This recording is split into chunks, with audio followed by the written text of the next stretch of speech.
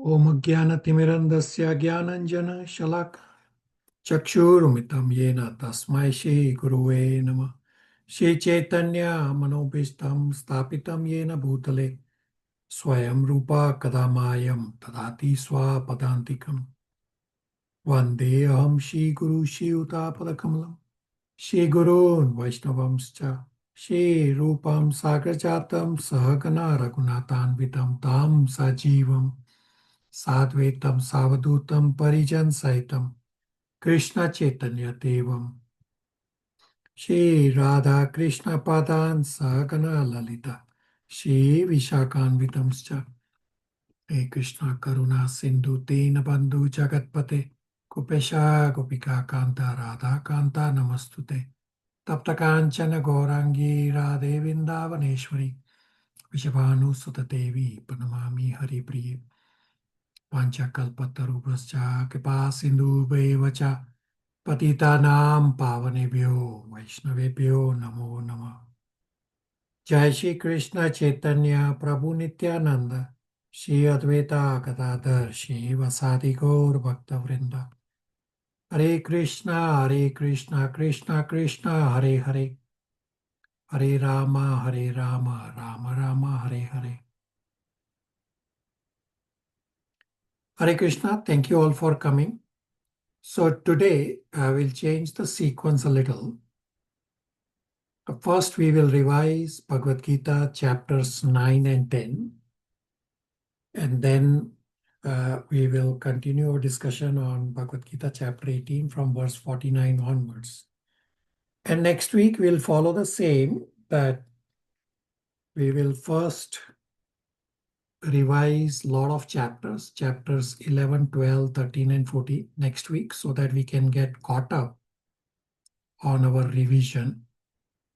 And we will continue a few verses also next week also. So today, for chapter 9 is Abhishek and Priya Prabhus, and then for chapter 10 is Priyadarshini. So I will play their recordings and we will proceed that way. Let's hear from Abhishek Prabhu.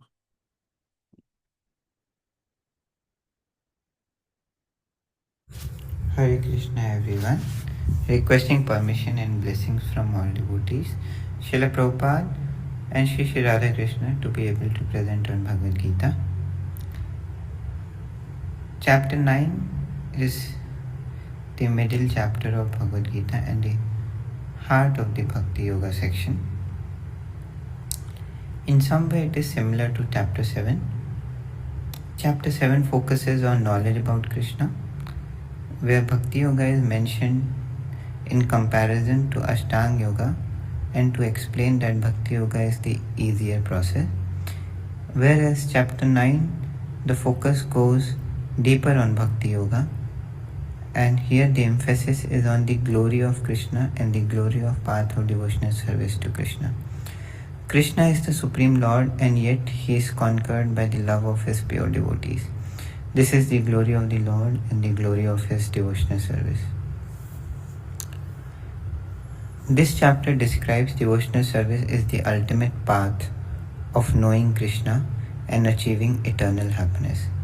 It is the most rare, most confidential knowledge, king of all knowledge, and the purest way to realize transcendental knowledge. This knowledge is meant only for those who are non-envious of Krishna, as devotion and envy are opposite qualities. Krishna gives this knowledge, and he also gives the process to realize this knowledge to those who are faithful. In Bhakti Yoga, our heart is the laboratory for the process of realization. Our endeavor is needed, and also the mercy of the Lord is needed. Faith is very necessary to follow this path, otherwise, for faithless, one will continue the cycle of birth and death.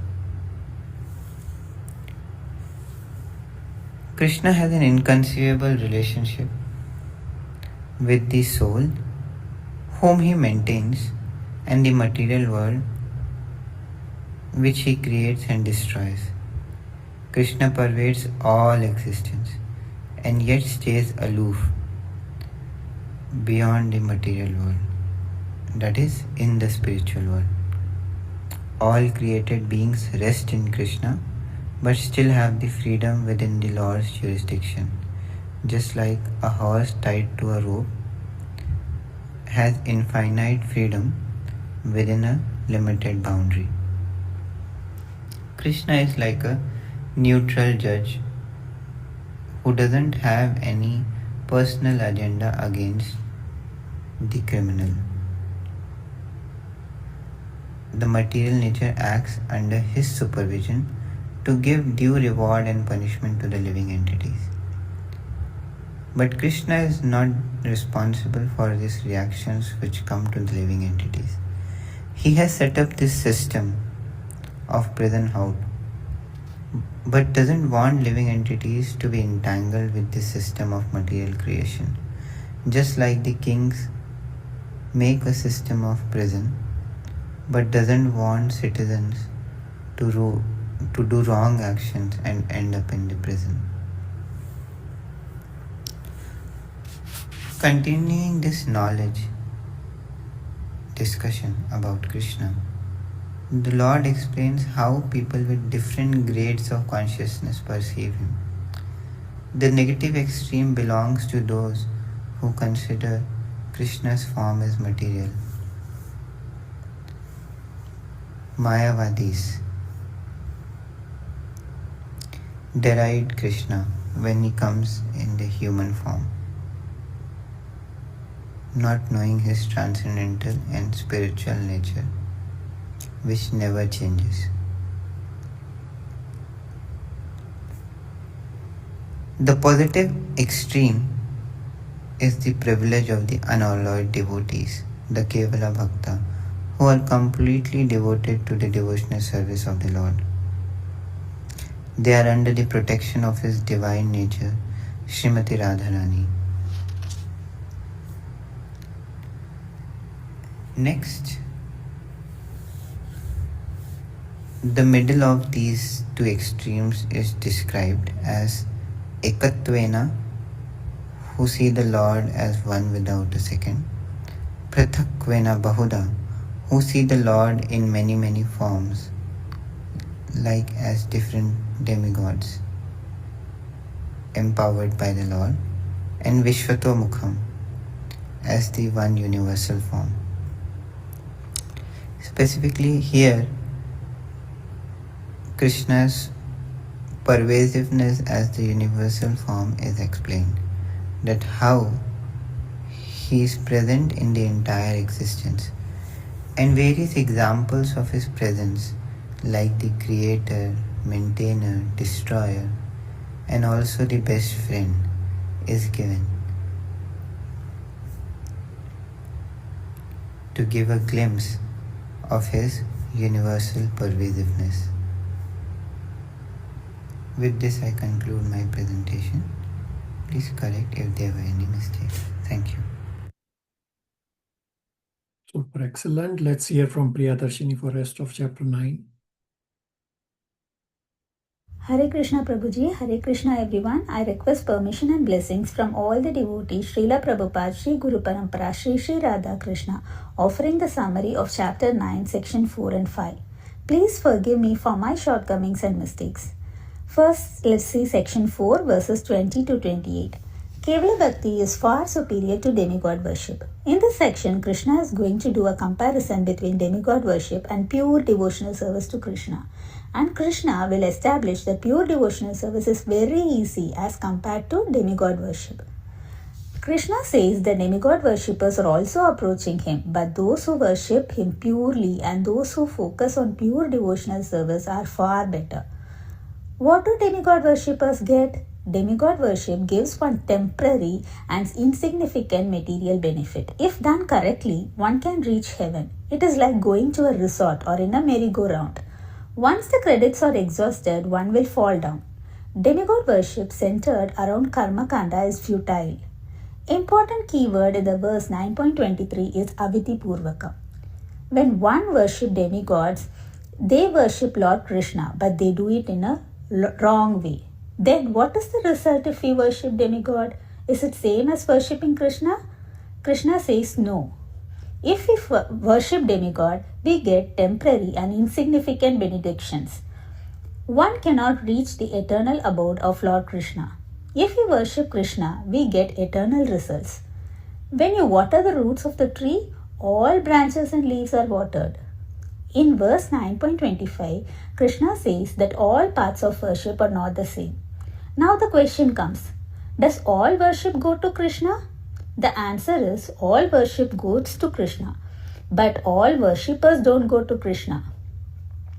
Simplicity of Lord Krishna's worship is stated in verse 9.26. Patram pushpam phalam tuyam yomi bhaktya prayachati tad aham bhaktya upartam asnami prayatatmanaha. Offer the best we can to Lord Krishna.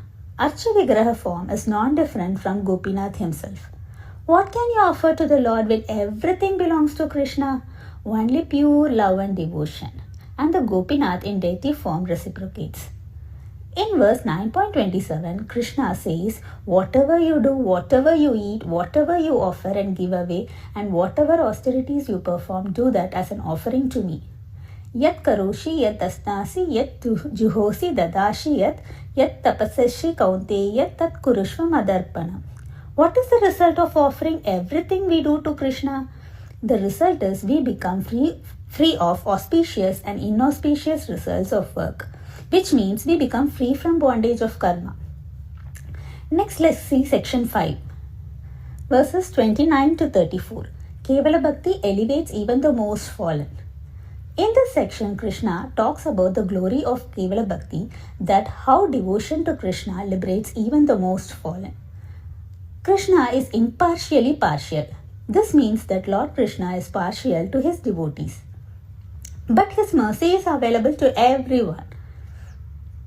If one commits an abominable action in material world, but if engaged in the transcendental loving service of the Lord situated within his heart purifies him and excuses him from this abomination. So does that mean that we can do all kinds of abominable action? No, this only refers to an accident due to the strong power of Maya. Bhakti is more or less a declaration of war against Maya. As long as one is not strong enough to cut the illusionary energy, there may be accidental fall down. But when one is strong enough, he is no longer subjected to such fall down. A Krishna conscious devotee should have an exemplary character and inspire others to take up Krishna consciousness as a part of action. In the Varnashrama system, Varnas like the Brahmanas and Kshatriyas are considered more suitable for the practice of Dharma as compared to other Varnas such as Vaishya and Sudra. Therefore, Krishna says that the process of Bhakti does not recognize any such discrimination of Varnas. Bhakti's process will elevate even those with lower starting point and the women and the Sudras. Devotional service will elevate even the most fallen, those with incidental and inherent fall. Bhakti process is so powerful that it can elevate anyone and everyone. So, whatever might be our material situation, we should practice devotional service to become purified and liberated. Bhakti conquers even our inherent qualification. Verse 9.34 is a very important verse. This verse is about how one can become a devotee, and it is referred to as the essence of the essence of the essence of the essence. This verse is the essence of chapter 9. Chapter 9 is the essence of the Bhakti section. Bhakti section is the essence of Bhagavad Gita, and Bhagavad Gita is the essence of all scriptures.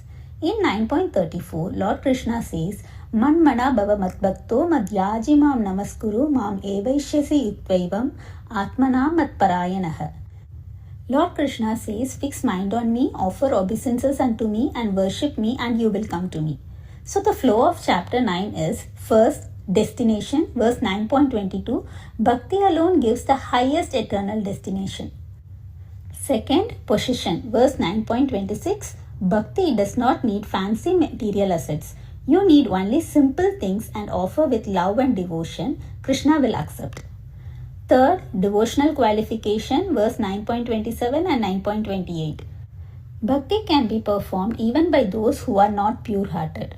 Fourth is devotion, 9.30 and 9.31. Bhakti can elevate even if one performs occasional sins. Fifth, material qualifications, 9.32. Bhakti can elevate higher than what Karmakanda can elevate. Thank you everyone. Please forgive me for any shortcomings. Hare Krishna. Super excellent presentations by both. Any questions, comments, realizations for the presenters?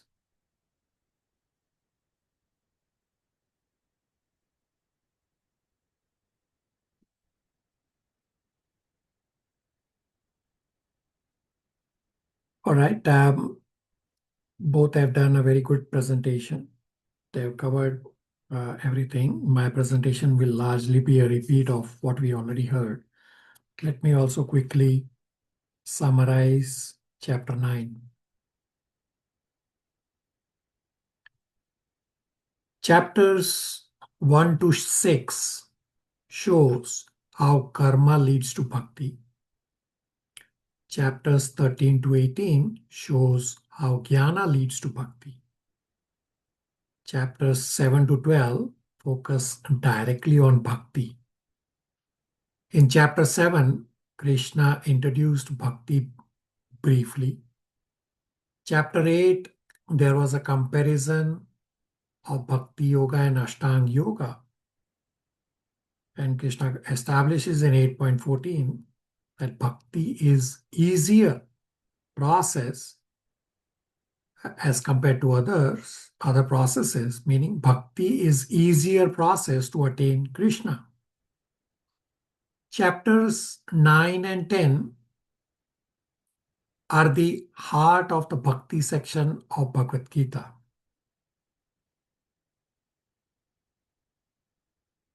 Chapter 9 is titled The Most Confidential Knowledge, Rajaguhya Yoga. Chapter 9 is very much similar to chapter 7.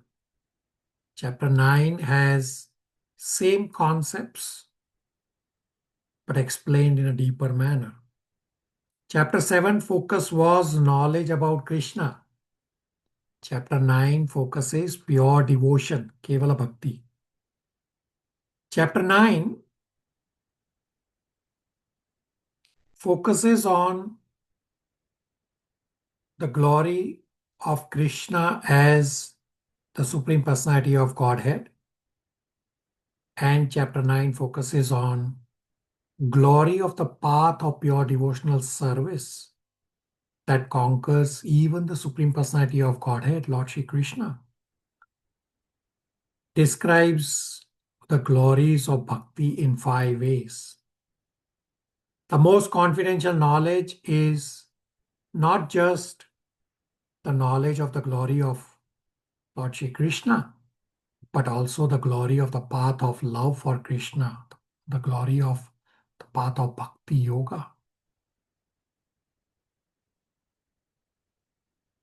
So chapter starts with that we have to develop pure devotion or Kevala Bhakti by developing knowledge about Krishna. And as the word Rajavidya, so this Vidya is known as Rajavidya, and you can understand Rajavidya in 2 ways. Rajavidya is knowledge of the kings, means Kshatriyas or kings. They act and implement knowledge, this knowledge through policies. And the other way to look at the word Rajvidya is king of all knowledge, because this knowledge can destroy completely, eradicate completely all bad inclinations. Therefore, this knowledge is king of all knowledge, Rajvidya. King Krishna's inconceivable relation with Jiva and the material world is that Krishna maintains all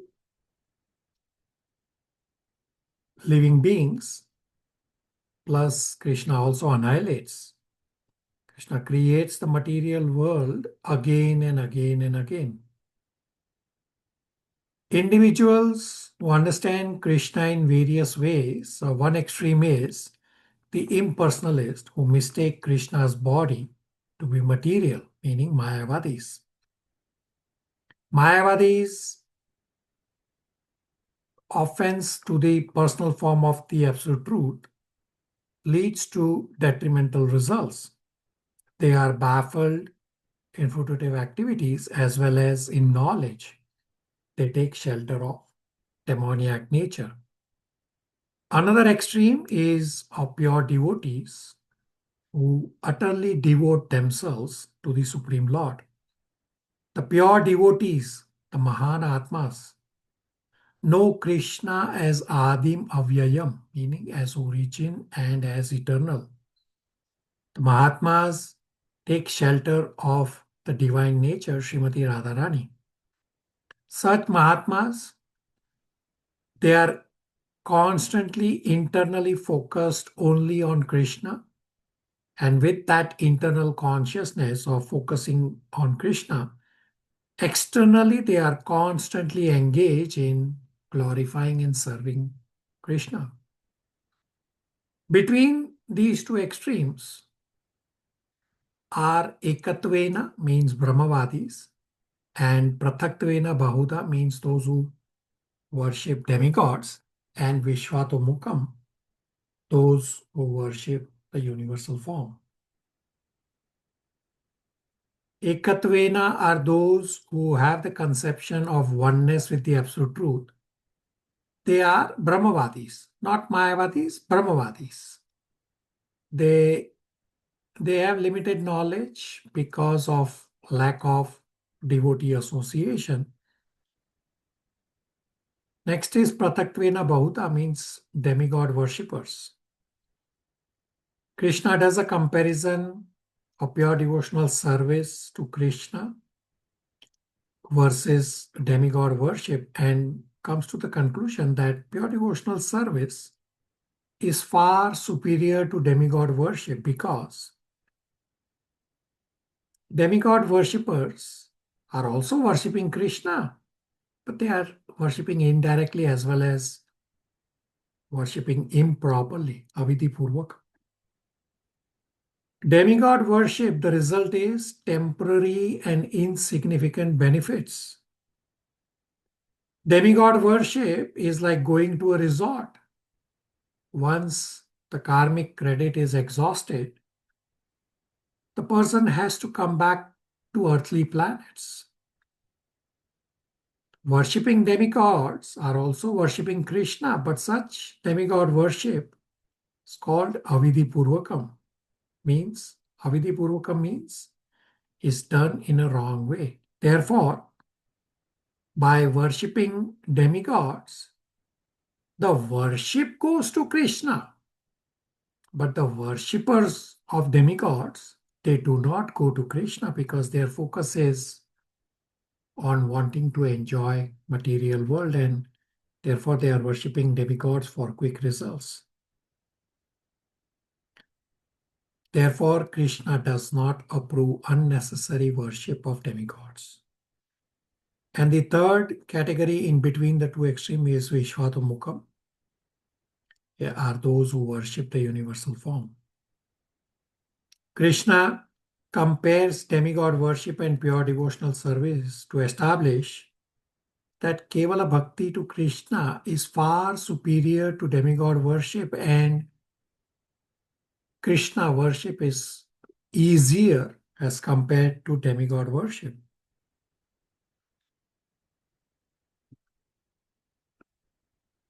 We have to follow simple processes for worshipping Krishna as Krishna has described in 9.26.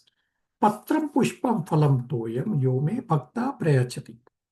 Tadaham bhakti upaharatam asnami prayatapmana. That one who offers simple things like fruit, water, leaf, with love and devotion, Krishna will accept because Krishna is looking for love and devotion.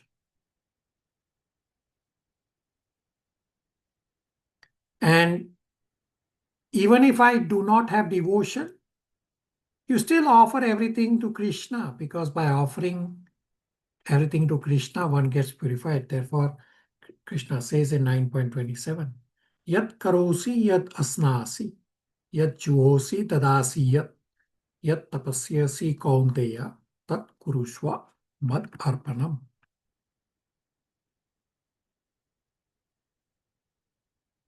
Pure devotion, Kevala Bhakti, elevates even the most fallen. Even if one does most abominable action, he is still considered saintly if he continues Krishna worship with determination. Because why is he considered saintly? Because he does not doubt Krishna and the Bhakti Yoga process and does not go to other processes. Bhakti elevates even those with inherent faults, such as those with lower starting point, meaning those in lower varnas, example Shudra, woman, etc.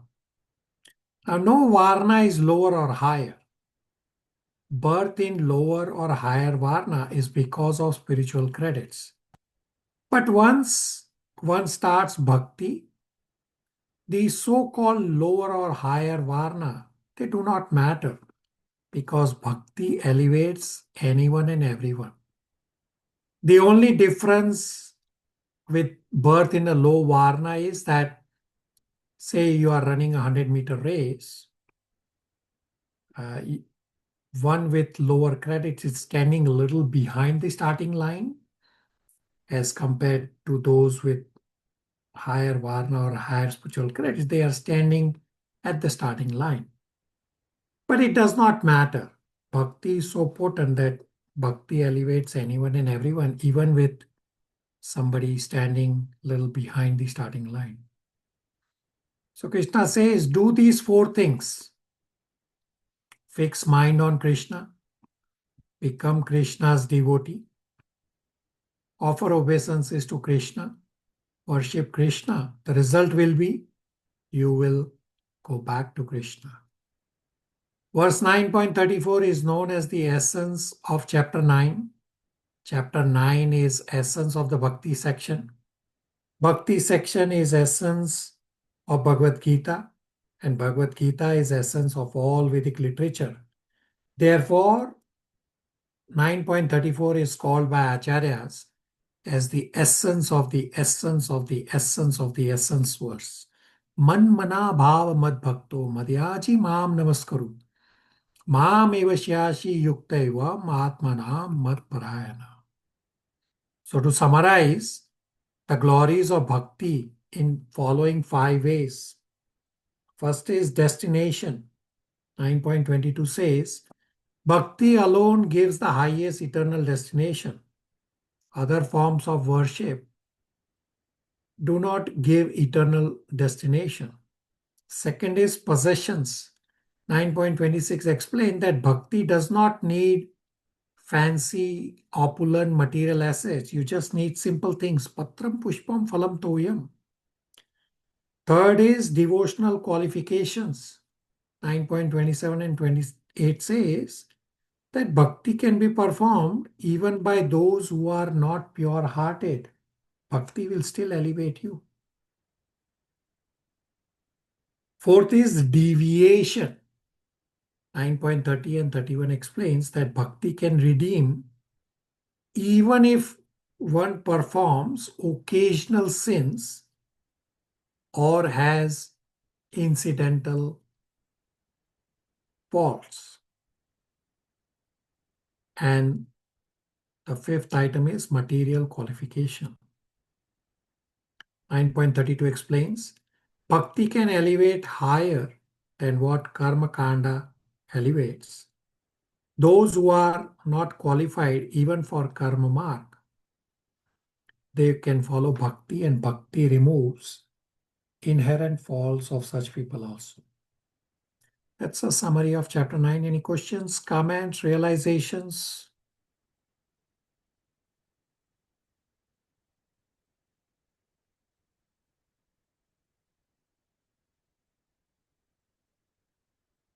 All right, so chapter 10, we will revise and hear from Priyadarshini. Priyadarshini is going to present the whole of chapter 10. Let's hear from her.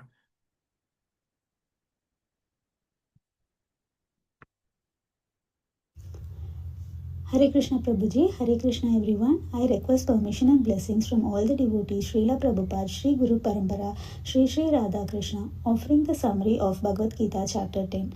Please forgive me for my shortcomings and mistakes. Chapter 9 and 10 are the heart of the Bhakti section of Bhagavad Gita. In chapter 9, Krishna described devotional service and he summarized chapter 9 by explaining his glories and gave the most confidential knowledge of how to engage in the devotional service. In chapter 7 and chapter 9, Krishna has already explained knowledge of his energies. In chapter 10, Krishna is going to give a detailed perspective about the glories of Bhakti, specifically on how one can increase their devotion to Krishna by contemplating on Krishna through Krishna's manifestations in this material world. To create further devotion, Krishna explains his opulences, more specifically revealing himself as the Supreme Personality of Godhead. What are these manifestations in this material world? All the beautiful things that we see in this material world are the vibhutis of Krishna. Chapter 10 will explain on how we can use these manifestations of the material world to remember Krishna. Chapter 10 is titled Opulence of the Absolute, Vibhuti Yoga. Now let's see section 1. No one knows Krishna as he is the source of all. Krishna explains he is the origin of everything and Krishna is the basis of all beings as well as the best of all beings. Krishna is beyond time and there is no beginning and no end. Krishna is the master of all lokas. But if one understands Krishna's position that Krishna is beyond time, controller of everyone and the supreme being, such a person is not deluded and he will become pure from all sins. Krishna had said the same in 5.29.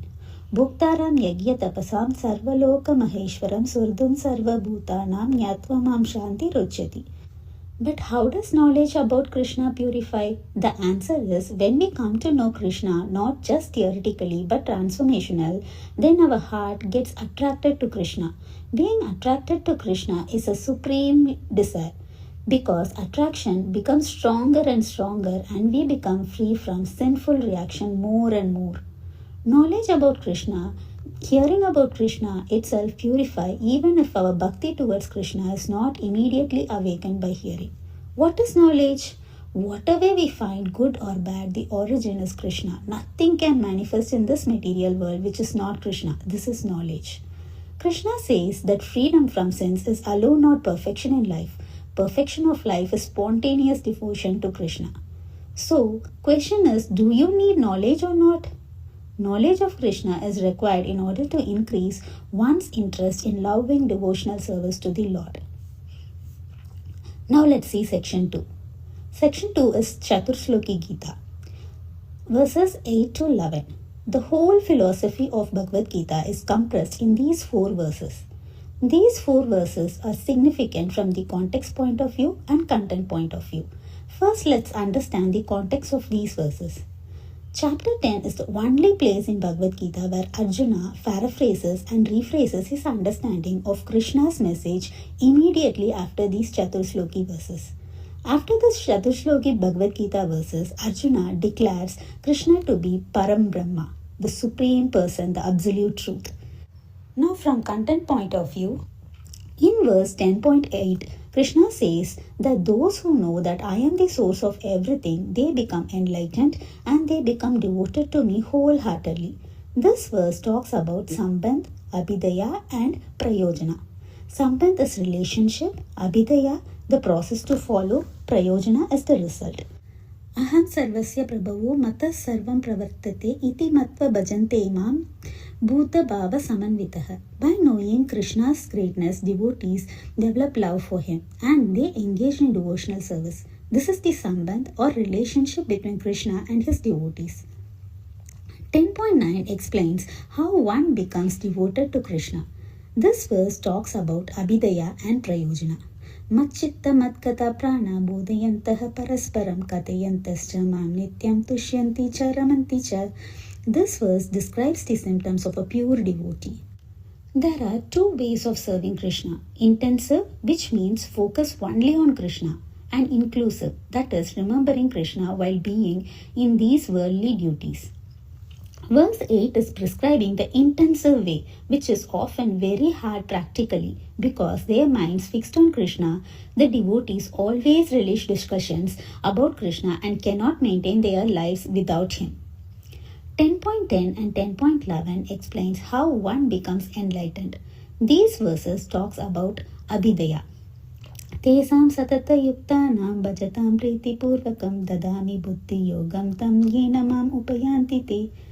Krishna says that he would give understanding to those who are constantly devoted to serving him with love, by which they can come to Krishna.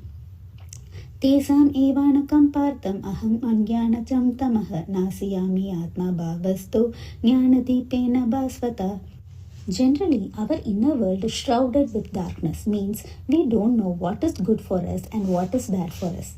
The devotee should simply practice devotional service and Krishna will remove the darkness. Krishna will illuminate our inner world. So, these verses are talking about how a soul, on understanding Krishna's position, becomes devoted and becomes enlightened. Now, let's see section 3, verses 12 to 18. Arjuna accepts Krishna's glories and desires to hear more. From 10.12 verse onwards, Arjuna has accepted Krishna's conclusions and Arjuna has become fully enlightened and unillusioned. Now the question arises, if Arjuna is unillusioned in 10.12, then why not stop here and why not start the war? What is the rest of Bhagavad Gita about? The answer is Bhagavad Gita has nothing to do with the war. Krishna's purpose of Bhagavad Gita is to get all of us out of illusion of material existence. And Krishna is using his pure devotee Arjuna to get us the Bhagavad Gita. As a pure devotee, Arjuna from this point on is thinking about common people in the material world like me as to how to get ordinary people like me closer to Krishna. In class, Prabhuji also taught us the steps on what to do when Lord Krishna appears in front of us. First, offer obeisances or glorify. Second, ask for forgiveness or say thank you. Third, ask for spiritual benedictions. Fourth, offer obeisances again before leaving. The words Keshu Keshu Cha Bhaveshu refers to material nature. As materialistic people cannot understand Krishna spiritually, they are advised to concentrate the mind on physical things and try to see how Krishna is manifested by physical representations. In this section, Arjuna is requesting Krishna to give us a process by which we can understand him and remember him and perceive his presence all around us 24 hours. Now let's see section 4, verses 19 to 42. Krishna will explain how to perceive Krishna's presence all around us through the vibhutis in the material world. In verse 10.19, Krishna says he will tell Arjuna of his splendorous manifestations, but only of those which are prominent, for Krishna's opulence is limitless. So does this mean that Krishna is egoistic? The answer is no. If so, Krishna wouldn't have accepted the lower position of a charioteer for Arjuna. An egoistic person will never be able to take such a low position. So Krishna is just answering Arjuna's request. Context is that actions speak louder than words, and Krishna is also giving an opportunity to redirect our attraction from material world to the Lord. What are vibhutis? Vibhuti is one among the many and one above the many. So, bhuta means existent and vibhuti means special existent. Vibhuti means material things that have special attraction. These vibhutis can be connected with Krishna so that we become attracted to Krishna using these things in this material world. Vibhuti Yoga uses one among the many to take us one above the many. Whatever attractions we find in this material world is coming from a tiny spark of Krishna. Just imagine then how attractive Krishna would be. Some example of Vibhutis are: of Adityas, he is Vishnu; of Vedas, he is Samaveda; of senses, he is the mind, the most obstinate to be controlled; of vibrations, he is Om; of the effulgence objects, he is the sun. Everything attractive comes from Krishna, but everything attractive doesn't take us to Krishna, because each person has his own free will. Some people use their vibhuti to take people closer to Krishna, while some use the same to stray others away from Krishna. The best of all positive and negative influences or qualities come from Krishna. The question arises, why should we understand vibhutis? Krishna has blessed each one of us with exceptional ability. Not only just remembering Krishna, we should also try to find within ourselves the special spark or quality that Krishna has given us. When we self realize the ultimate truth that we are part and parcel of Krishna, we will deliver externally like Arjuna did to be an instrument in Krishna's hand. Gifts that we have been given should be used for Krishna. Like a seed has to be nurtured and harvested, we need to find the seed in us and use it for Krishna. We will get satisfaction not by getting a bigger part, but doing our part better for Krishna. One has to balance self actualization and self realization for a devoted life. Krishna says of sacrifices, he is the chanting of the holy name. When one engages in devotional service and constantly chants Hare Krishna, Krishna Krishna, Hare Hare, Hare Rama, Rama Rama, Hare Hare, the dust quickly clears and one is elevated to the platform of pure knowledge. Pure devotees therefore learn under the guidance of the spiritual master how to concentrate their minds on Krishna consciousness. So the whole process of Bhakti Yoga is not rejection, rather it is connection. The essence of chapter 10 is we are anyways attracted to things in this world, therefore rise from infinite longings to longings for the infinite. And in this way, we can redirect our consciousness towards Krishna through gradual purification. This ends my presentation on chapter 10. Please forgive me for my shortcomings. Hare Krishna.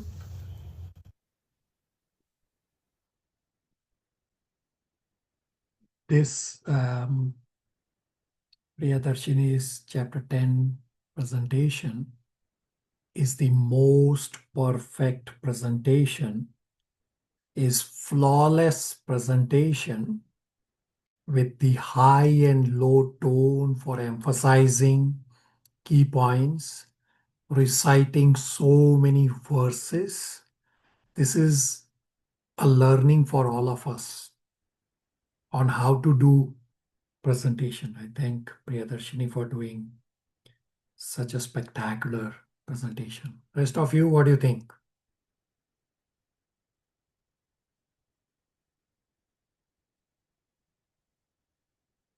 Yes, Prabhuji, the presentation was wonderful.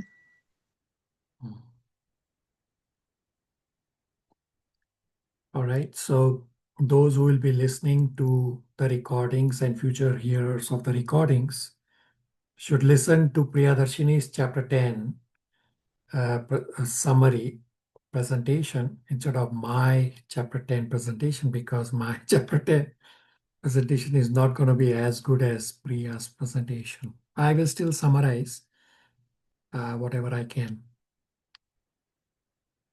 So chapter 10 is titled The Opulence of the Absolute. In Sanskrit is Vibhuti Yoga. Krishna says, I am origin of all. I cannot be known by anyone.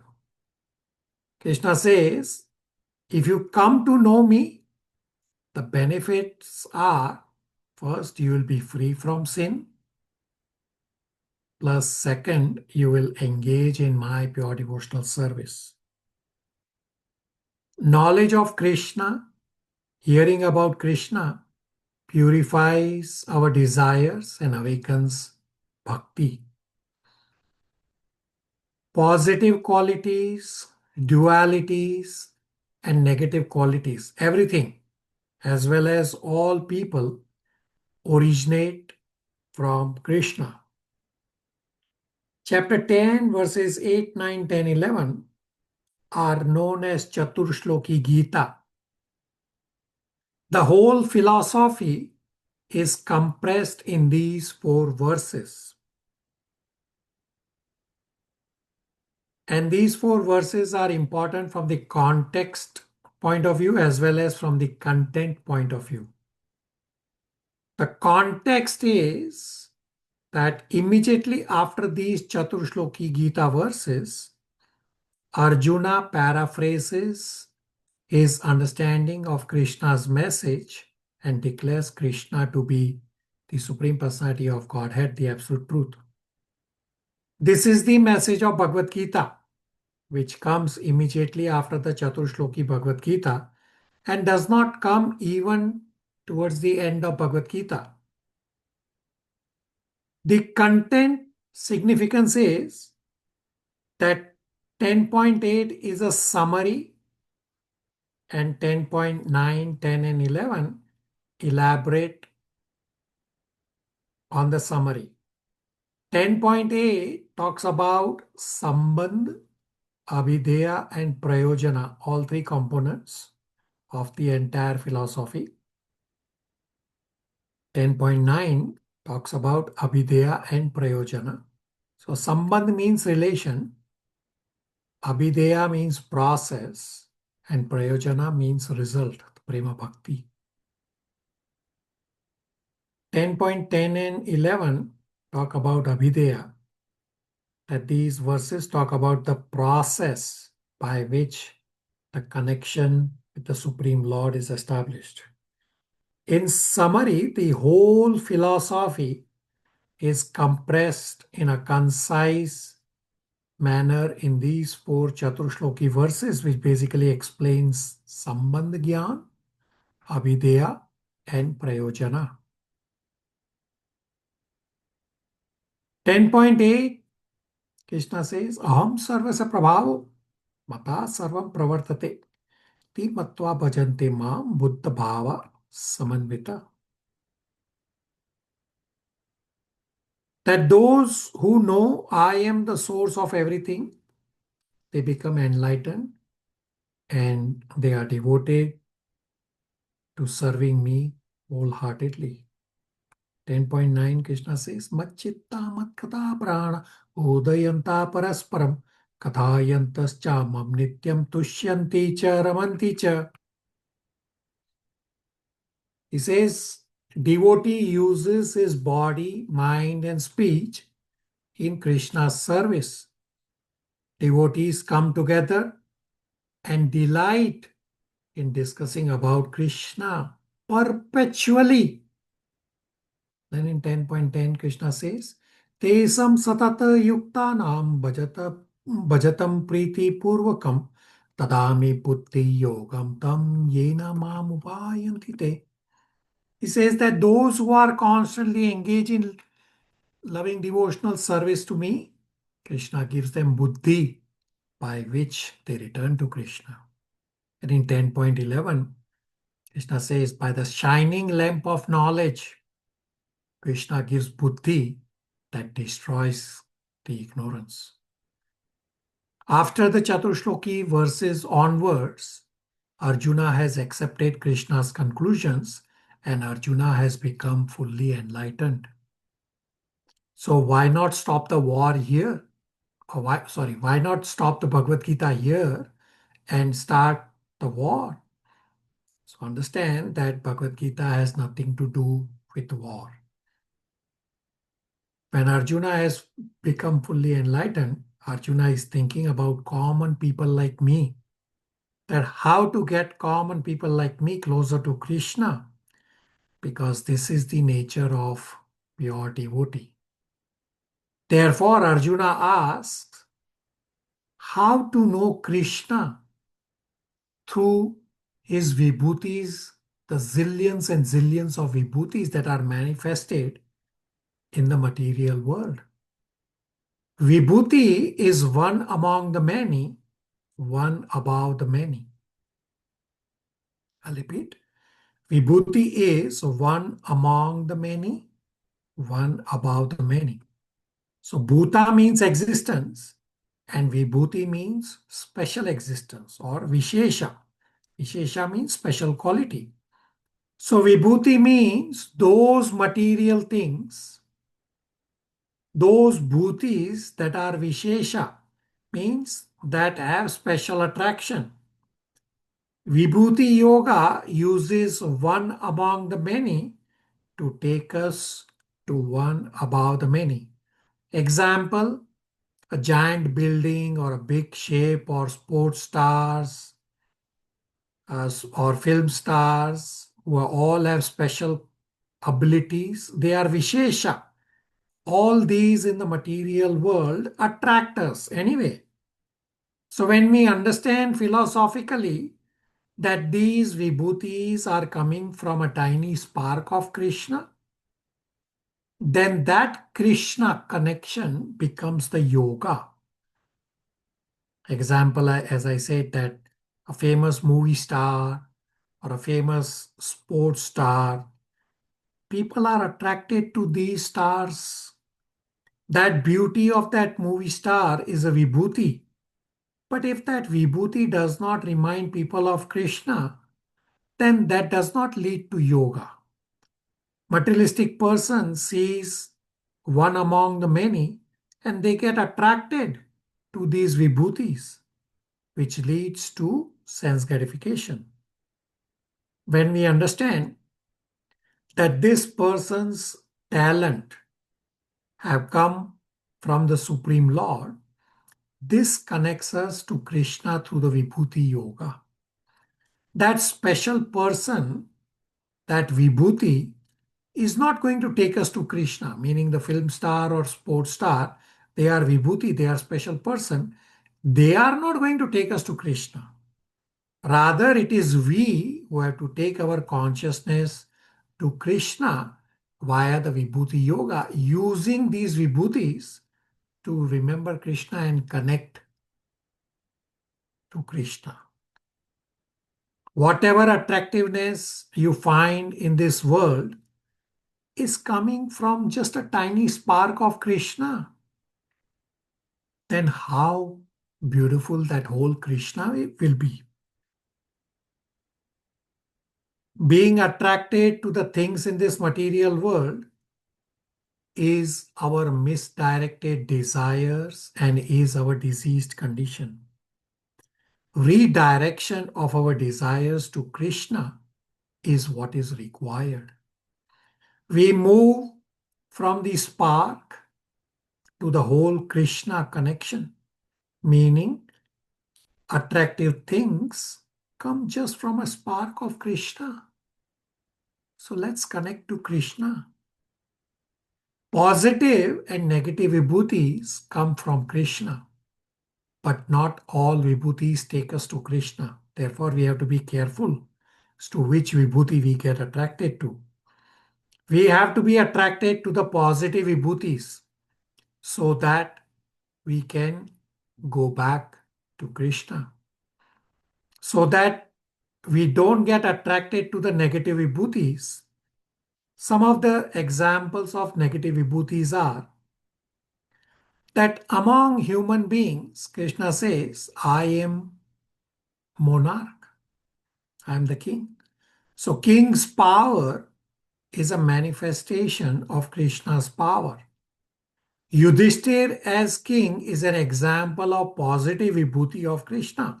So we follow examples set by positive vibhutis like Yudhishthir. Hitler is an example of negative vibhuti of Krishna. Such negative kings like Hitler's ability, yes, is also vibhuti of Krishna. But we do not follow the negative vibhuti because it is negative. It does not take us to Krishna. Another negative example or another example of negative vibhuti is Krishna says, among all forms of cheating, I am gambling. Now, no one wants to be cheated. But if person A fools person B so much that this person B willingly participates in the endeavor so that this fooled person B gets cheated. This is extraordinary cunningness of person A. And this is actually manifestation of Krishna. Now, cheating, gambling is not good. The point is the positive and negative qualities all come from Krishna. But we have to be attracted to the positive qualities so that we can go back to Krishna. Negative qualities do not take us to Krishna. Krishna describes close to 80 prominent vibhutis.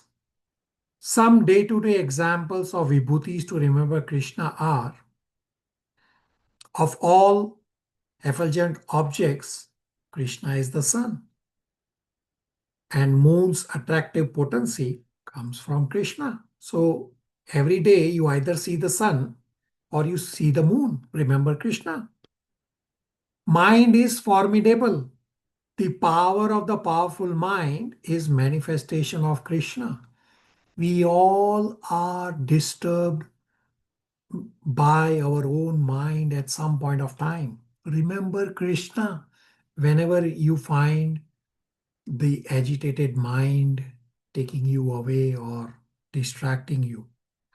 Of sacrifices, Krishna says, I am chanting of the holy name, the japa. We all chant Hare Krishna Maha Mantra every day. Remember Krishna. Time conquers the greatest conquerors in this world. Among subduers, Krishna is eternal time. Remember Krishna this way. So the essence of chapter 10 is that one can have infinite longings of this material world. Rather, we should be longing for the infinite. That's a summary of chapter 10. Any questions, comments, realizations?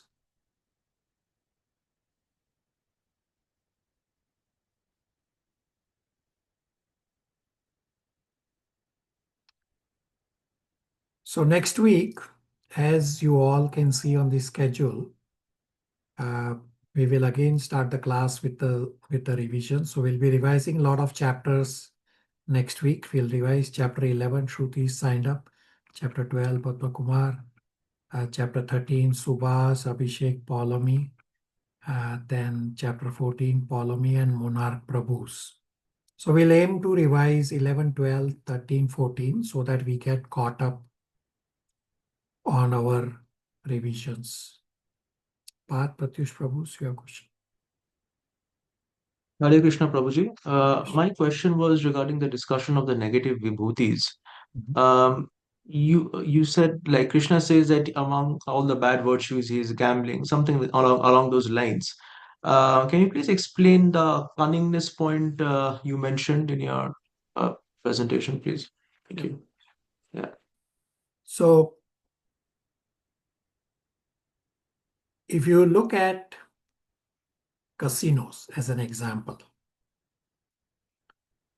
it is established fact that whosoever goes to casino is bound to lose. Some people may win, nothing occasionally, but the business is set in such a way that people are bound to lose. That's how casinos make money. So this cunningness or this ability of the casino business to attract people to get cheated, this is extraordinary cunningness. And Krishna says this cunningness, this extraordinary cunningness is Krishna's manifestation. That if person A fools person B so much that this person B willingly participates in the endeavor so that this fooled person B gets cheated, this is extraordinary cunningness of person A, which is manifestation of Krishna. So in the example, person A is the casino and person B are all these ordinary people going into casino with the dream of wanting to win. So Krishna says this extraordinary cunningness to be able to fool somebody so that they voluntarily want to get fooled also comes from Krishna, but we don't focus on the negative. Cheating and gambling is not good. We have to understand what Krishna has explained at the start of chapter 10 as well as in 10.8. Krishna says, Aham sarvasya prabhavo, that everything comes from Krishna, both positive dualities and negative qualities. Pratyush. Yes, Prabhuji, understood. Hare Krishna. Very good. Thank you for listening with rapt attention. Therefore, you had the inquiry. Questions, comments, realizations before we continue discussing chapter 18?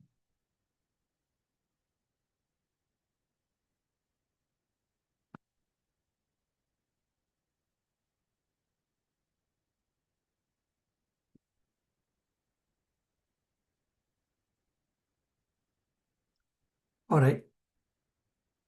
So chapter 18, from verse 49 onwards, is section 5.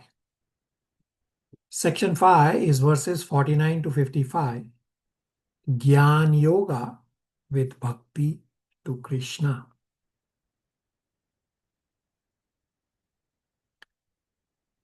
Verses 49 to 55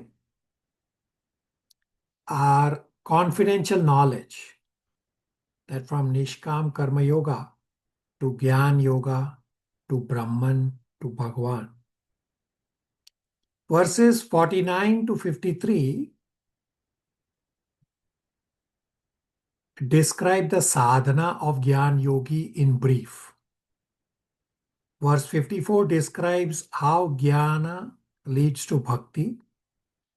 And verse 55 describes how pure Bhakti takes us to Krishna.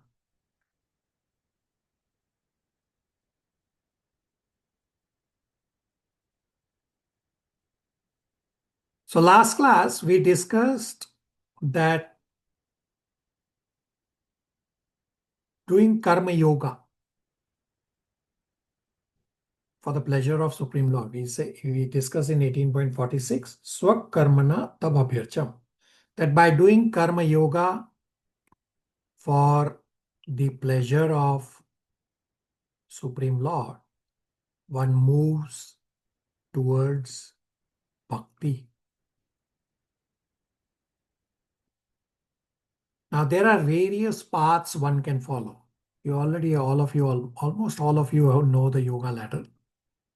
So I'll describe the three prominent which are described in chapter 18.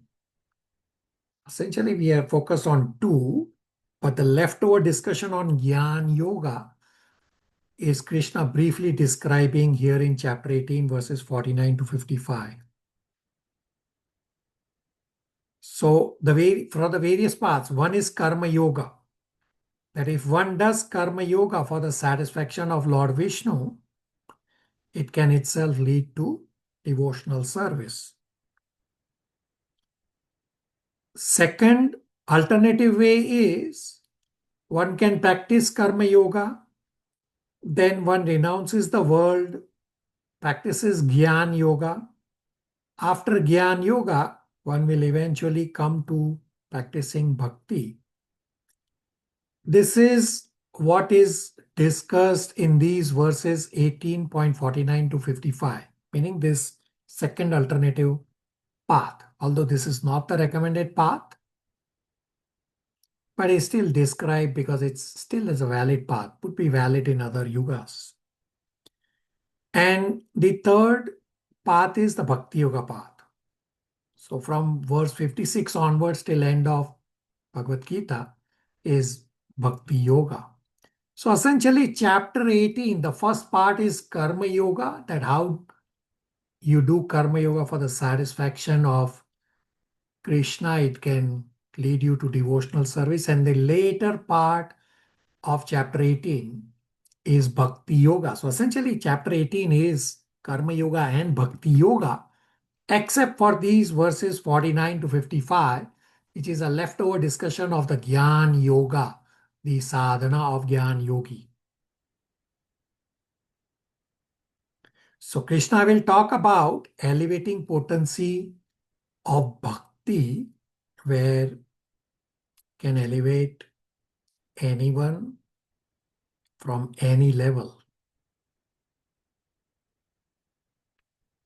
Riya, verse 49 translation. Hare Krishna Prabhuji. Verse 49. One who is self-controlled and unattached and who disregards all material enjoyments can obtain, by practice of renunciation, the highest perfect stage of freedom from reaction. Hare Krishna. So previously Krishna was talking about Swakarmana. We discussed in 18.46.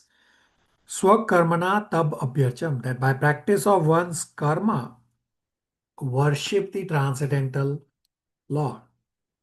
In this 18.49 verse, Krishna is talking about another valid path of nishkarmanya and sannyas. Meaning, I'll repeat, the other valid path is naishkarmena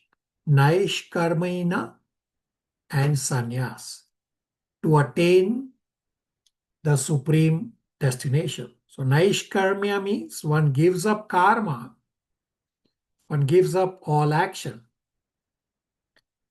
and he just focuses on Gyan Yoga.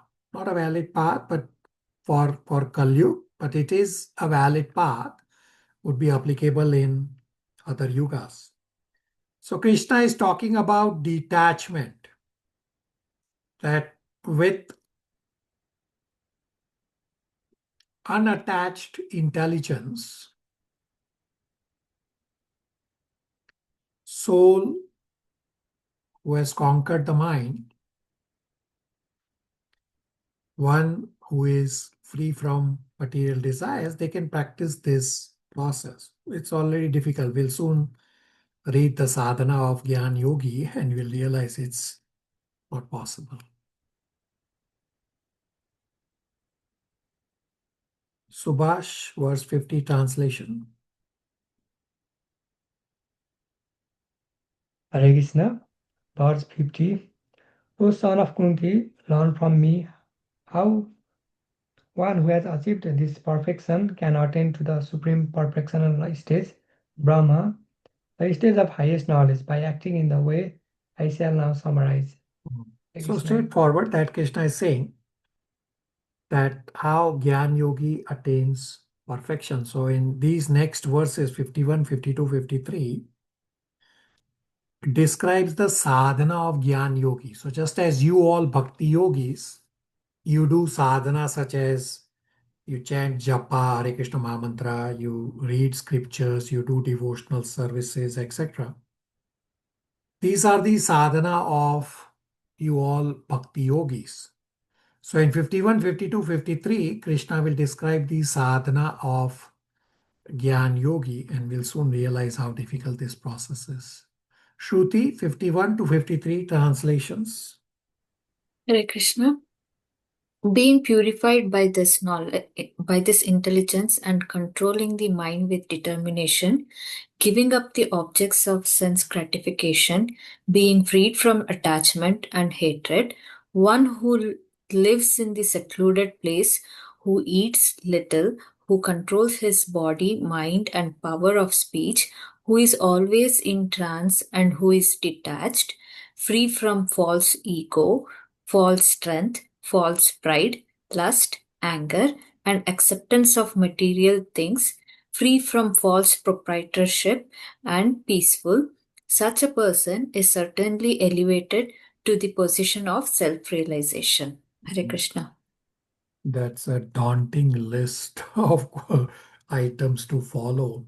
So the sadhana of Gyan Yogi is very much similar to Ashtanga Yogi also. So Krishna has stated earlier that intelligence is the residing place for the worst enemy, lust. Does anybody remember where Krishna has mentioned this? Dhyana Yoga chapter. Which chapter you said, Shruti? Dhyana Yoga. Okay.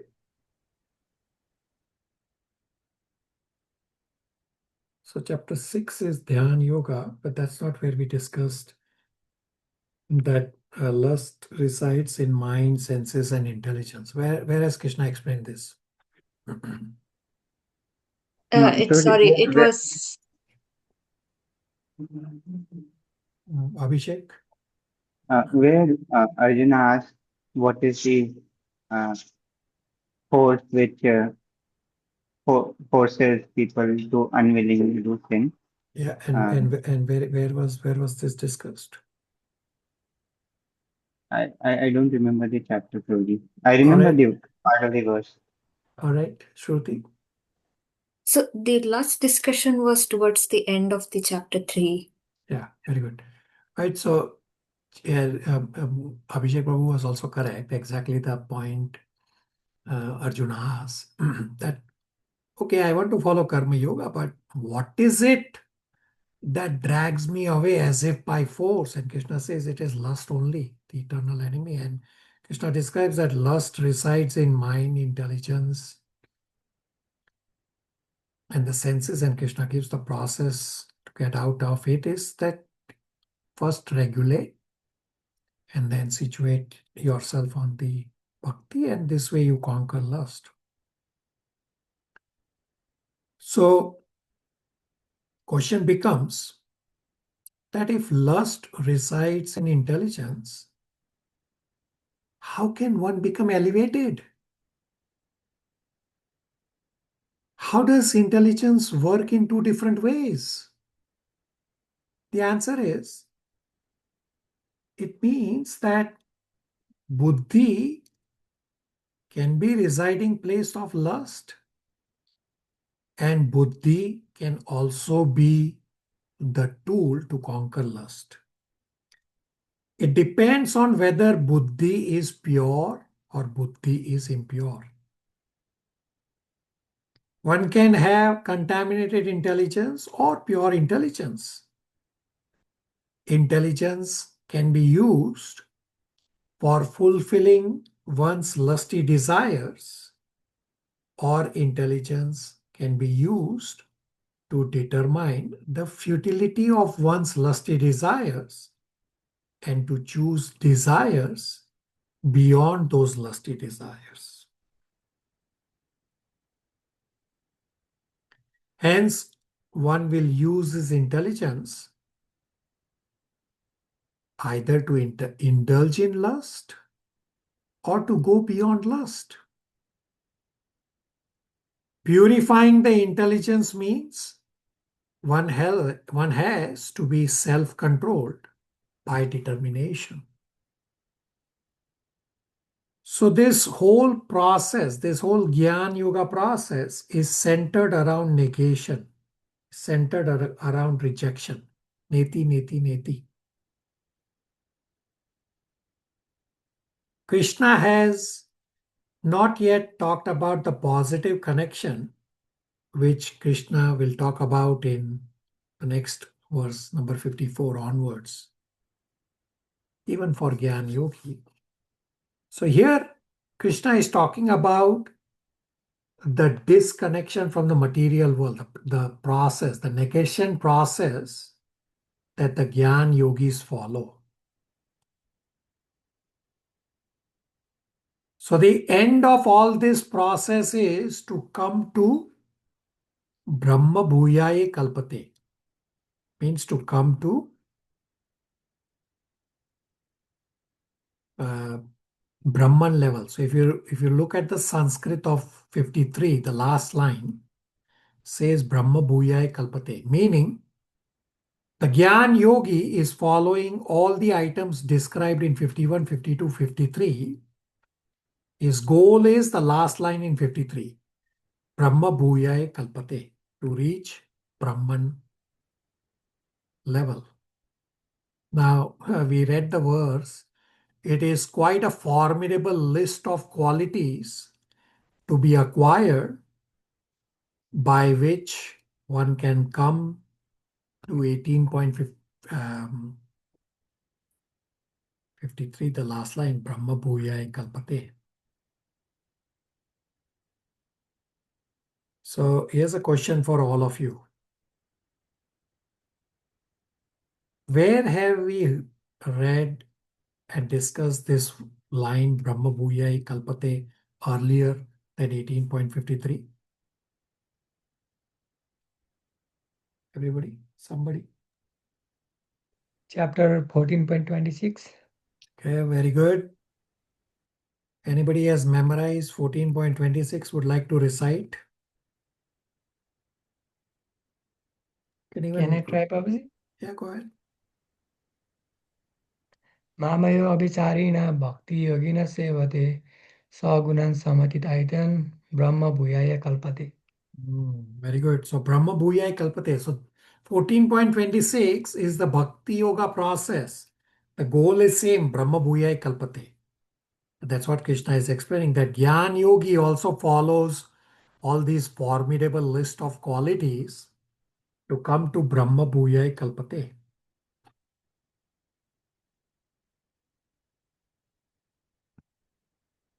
So Krishna is explaining chapter 14 to Arjuna's inquiry that how to transcend the modes. Krishna says, Mamcha yo avyabhicharine. Bhakti yogena sevate. That one who does devotional services unfailing in all circumstances. Sagunan samanti yetan. That he transcends the modes of material nature and reaches Brahma Bhuyai Kalpate. By practicing avyabhicharine bhakti, one can reach Brahman platform. So here in 18.51 to 53, Krishna is stating that by steady practice of jnana, by disconnection from the material world, by staying equipoised towards everything material, one can also attain Brahman platform. Although Gyan Yoga is not the process, not the yoga process for Kali Yuga, but Krishna, Bhagavad Gita is universal. So Gyan Yoga process would be applicable in other yogas, therefore is explained in here. Any questions, comments, realizations before we read the purport?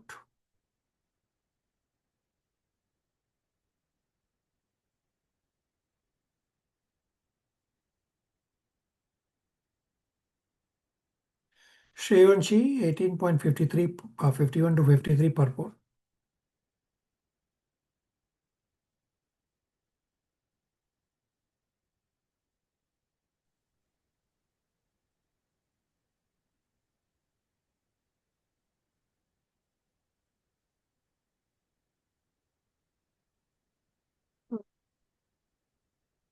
Uh, when Hare Krishna, when one is purified by intelligence, he keeps himself in the mode of goodness. Thus, one becomes a controller of the mind and is always in trance. He is not attached to the objects of sense gratification and he is free from attachment and hatred in his activities. Such a detached person naturally prefers to live in a secluded place. He does not eat more than what he requires and he contributes the activities of his body and mind. Sorry, he controls the activities of his body and mind. He has no false ego, but he does not accept the body as himself, nor has he a desire to make the body fat and strong by accepting so many material things. Because he has no bodily concept of life, he is not falsely proud. He is satisfied with everything that is offered to him by the grace of the Lord, and he is never angry in the absence of sense gratification. Nor does he endeavor to acquire sense objects. Thus, when he is completely free from false ego, he becomes non attached to all material things, and that is a stage of self realization of Brahman. That stage is called Brahma Bhuta stage.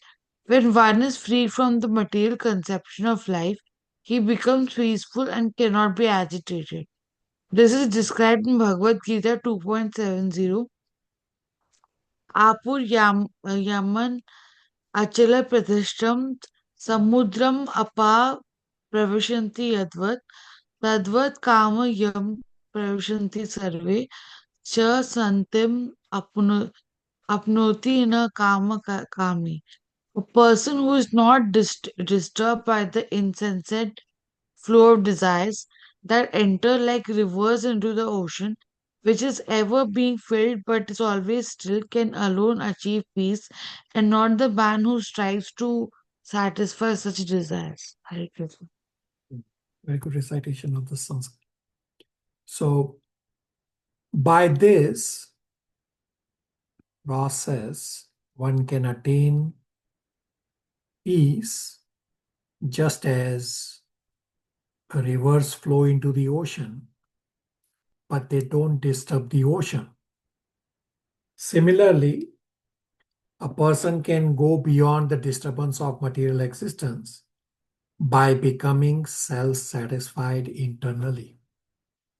So this is a practice for all of us to use this ocean example, that ocean is so vast and big rivers enter into ocean, but the ocean is not overflooded.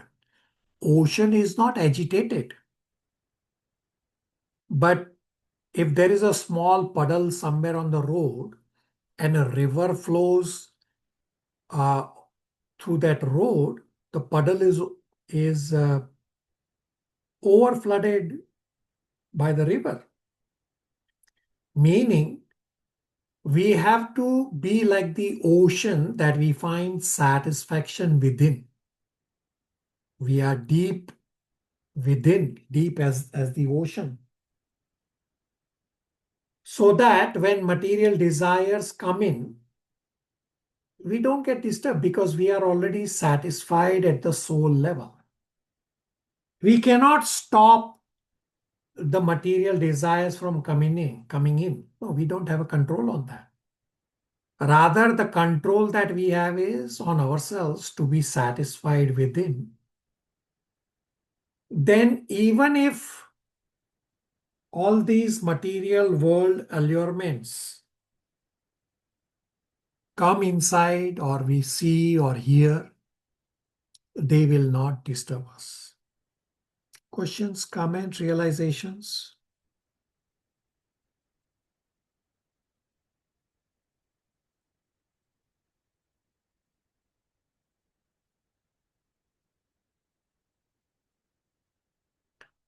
Anybody interested to follow the formidable list of qualities of Gyan Yoga?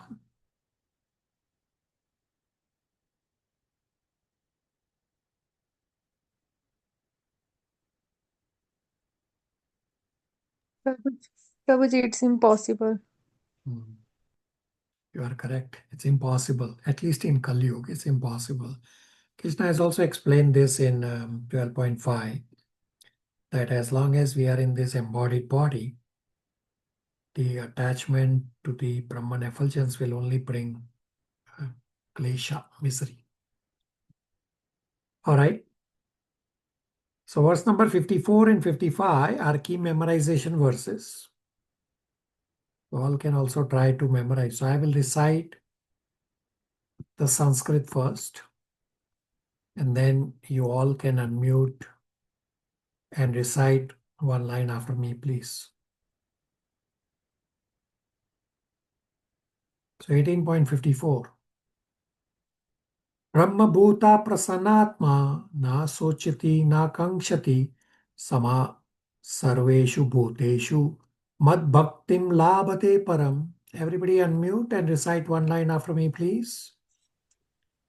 Brahma Bhuta Prasanatma Brahma Bhuta Brahma Prasanatma Na Sochati Na Kankshati Na Nasojati Sochati Na Na Kankshati Kamshati Sama Sarveshu Bhuteshu Sama Samasarveshu Sarveshu Bhuteshu Bhuteshu Mad Bhaktim Labhate Param. Madbhaktim Bhaktim Labhate Labhate Param. Param.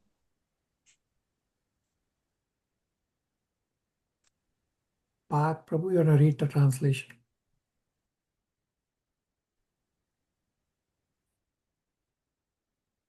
Hare Krishna Prabhuji. Translation. One who is thus transcendently situated at once realizes the Supreme Brahman and becomes fully joyful. He never laments or desires to have anything. He is equally disposed toward every living entity. In that state, he attains pure devotional service unto me. Hare Krishna. So one is on Brahman platform. Brahma Bhuta means on the spiritual platform. One becomes fully joyful. One becomes free from hankering and lamentation. When one is equipoised to all living beings, then one attains Krishna's bhakti. So for the Mayavadis especially, who think that bhakti is a tool to attain mukti, the Mayavadis think that Brahman is formless, but you can visualize some form for the Brahman, and by worshipping that form, you will attain transcendence. So yes, Brahman is formless, but their conception of trying to use some form to meditate, to attain Brahman, or to use bhakti to attain liberation, that is incorrect understanding of Mayavadis. So for impersonalists, this verse 18.54 is irrefutable. There is no scope for misinterpreting this verse. Krishna is saying that beyond Brahman platform is the platform of bhakti.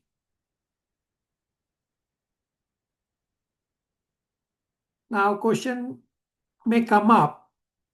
Does this mean that to practice bhakti, one has to first go through jnana?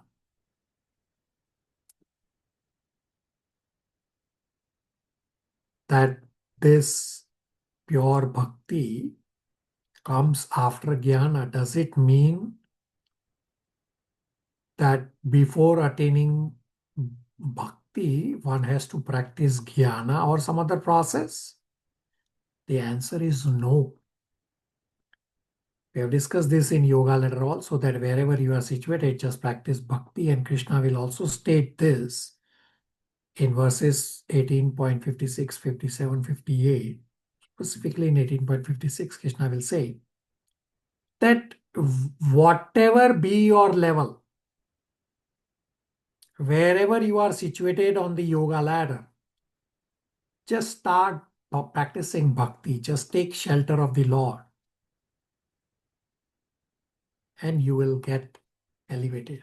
There is no need to go through the Jnana Yoga process. We have discussed all of this at our yoga ladder also. So Krishna will indicate that we can move from any level towards Krishna. We discussed in yoga ladder that even from Karma Kanda, one can jump directly to bhakti. From any level, we can make spiritual advancement. Questions, comments, realizations?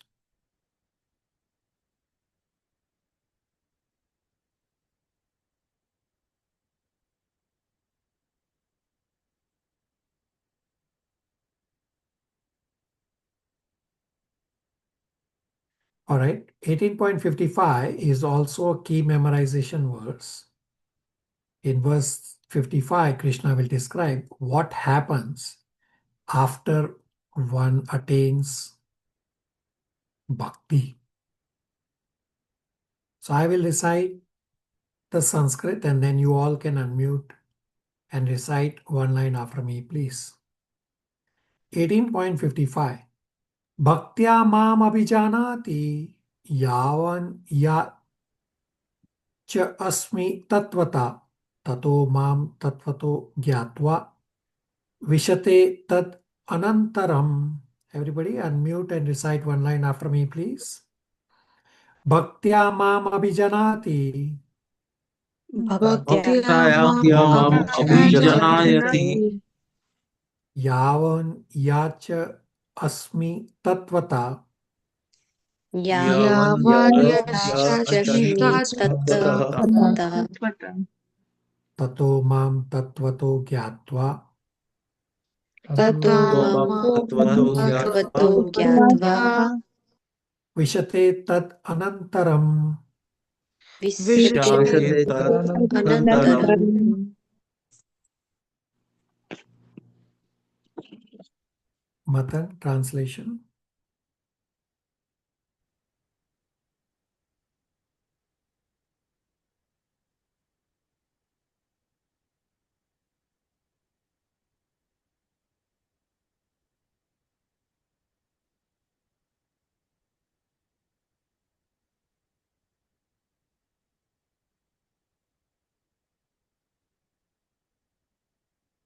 Mansi.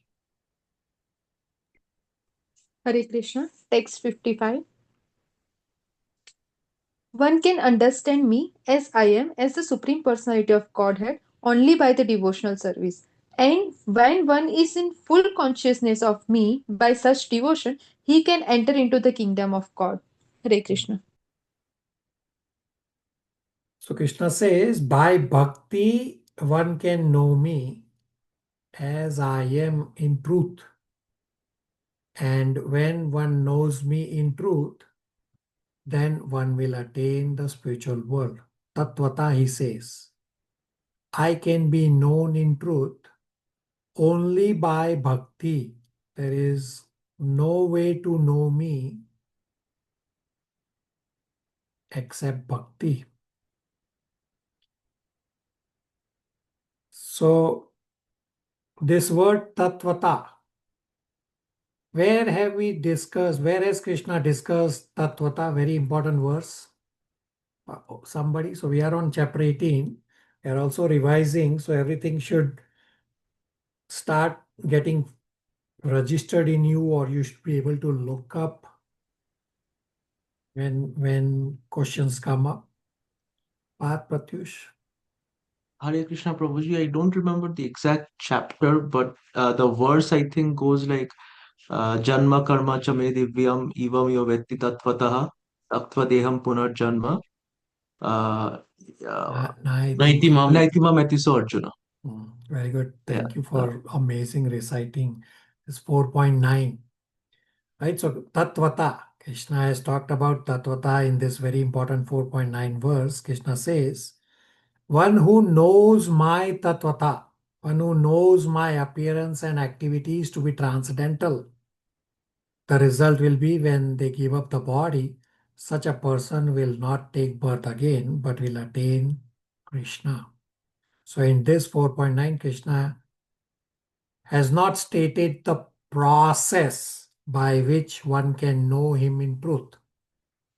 Although in 4.10, Krishna gives an indication of the process. In 4.10, Krishna says that many people have come back to me by taking shelter of me, by fixing their mind on me. So in 18.55, Krishna is elaborating that point further, that only when one has bhakti is when one can fix mind on Krishna, and is when one can take shelter of him. The way to know him, Tattvata, means Krishna's Tattvata, and the way to return back to him, Krishna has described here in 18.55, the very first line. Bhaktya mam abhijanati. That to know him properly is only by pure devotional service. The result of understanding Tattvata is mentioned in 4.9 anyway, that he comes to me And in 18.54, the immediate previous verse that we discussed is the process or the means by which we can understand the tattva. It's also bhakti. I mean, understand this Gyan Yoga process. It's not Gyan Yoga alone. It's talking about adding bhakti. So we have discussed this in the yoga ladder. Not just the Gyan Yoga, but then he adds bhakti. So what are the various processes we discussed? The gradual paths are Karma Yoga that we discussed in 41 to 48. Of course, the verse number 1 to 40 of chapter 18 are also Karma Yoga. So you can say chapter 18, verse 1 to 40, as well as 41 to 48 are all Karma Yoga. Then the second gradual path is Gyan Yoga, which is verses 49 to 55. So moksha is described in 18.54. He says, Brahma Bhuta Prasannatma, na sochati, na kankshati. And then rest of chapter 18, Krishna will describe the rapid path, which is Bhakti Yoga. So from 18.56 onwards, rest of chapter 18 is the rapid path, the Bhakti Yoga path. Meaning, one does not have to go through the gradual process. If you can take up bhakti directly, by all means take up bhakti directly. So in upcoming verses in chapter 18 from 56 onwards, Krishna will explain that whatever be your level, just add bhakti, just take shelter of Krishna. And Krishna will also say that if one does not follow either the gradual path or the rapid path, one will be lost. Questions, comments, realizations before we start the last section of Bhagavad Gita, which is Bhakti Yoga?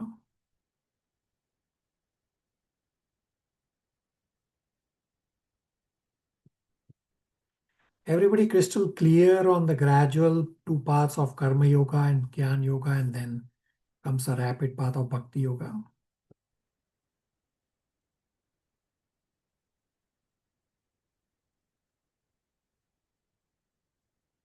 Silence, I got silence.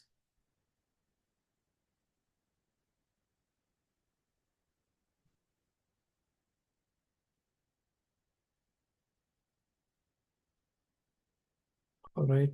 Some devotees said yes in the chat. Thank you. So let's discuss few more verses for today. So chapter 18, this section 6 is very heavy. Is directly on Bhakti Yoga. There are many key memorization verses and there are many key theme verses. Section 6 is verses 56 to 78. Title is Bhakti Yoga, where the glory of Bhakti Yoga is described. So if you recall at the start of chapter 18, I had explained that section 6 has subsections. So section 6 has 6 subsections. First is verses 56 to 60. Practice bhakti from whatever be one's present level. Second subsection is verses 61 to 63. More confidential knowledge. Surrender to the super soul. Third subsection is verses 64 to 66. Most confidential knowledge. Pure devotional service to Krishna. Fourth subsection is verses 67 to 71. Preach or study or hear Bhagavad Gita. Fifth subsection is verses 72 to 73. Arjuna's determination.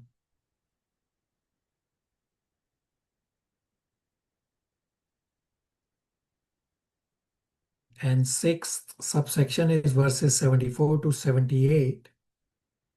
Sanjaya's ecstasy and prediction.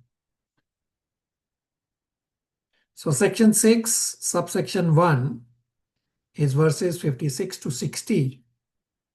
Practice bhakti from whatever be one's present level. Lalita, are you able to read 56 translation? Yes, Prabhuji, Hare Krishna. Verse number 56 translation. Though engaged in all kind of activities, my pure devotee, under my protection, reaches the eternal and imperishable abode by my grace. Hare Krishna. The important point or the vital point in this verse is from the flow of Bhagavad Gita is 18.56, the first line, that whatever karma a person might be doing, it does not matter as long as it's an honorable karma. So doing your karma after taking shelter of me, by Krishna's mercy, such a devotee obtains the eternal destination. So earlier Krishna has talked about how one has to act according to one's varnashram duties. Then come to the transcendental platform, then one will attain bhakti. So one comes to bhakti after going through various processes such as karma, jnana, etc. But then bhakti does not depend on karma or jnana. Therefore, Krishna says in 18.56, the second line, the devotee has to take shelter of me. By taking shelter of me, by my mercy, one will attain the eternal destination. So prasad essentially means mercy. Questions, comments, realizations?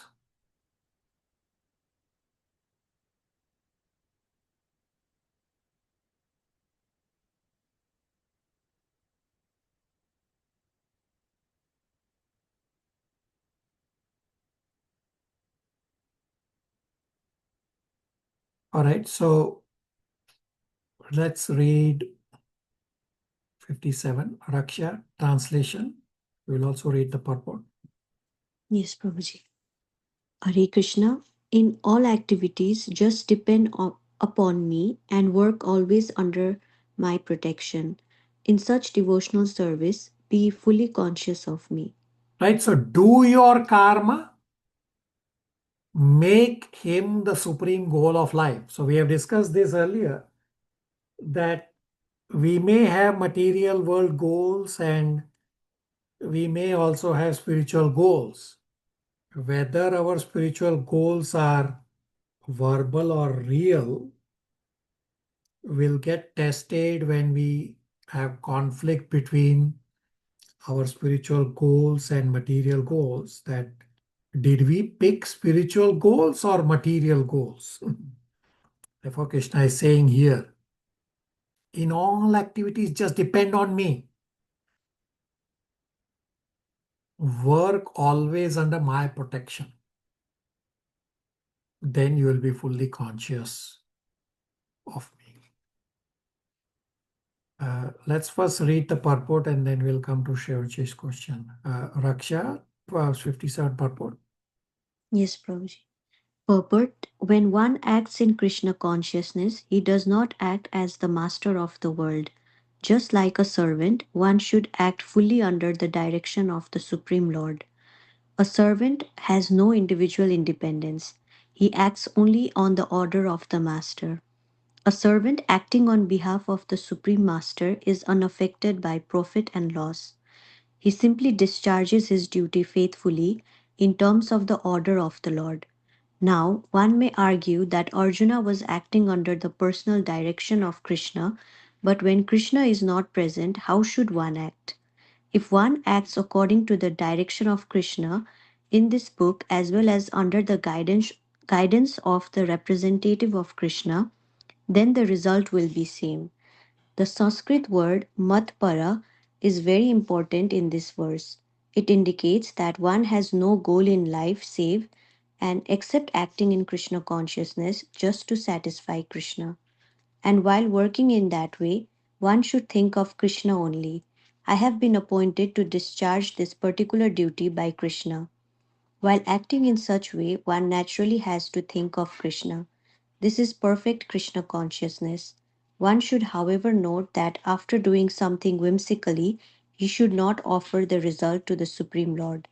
That sort of duty is not in the devotional service of Krishna consciousness. One should act according to the order of Krishna. This is very important point.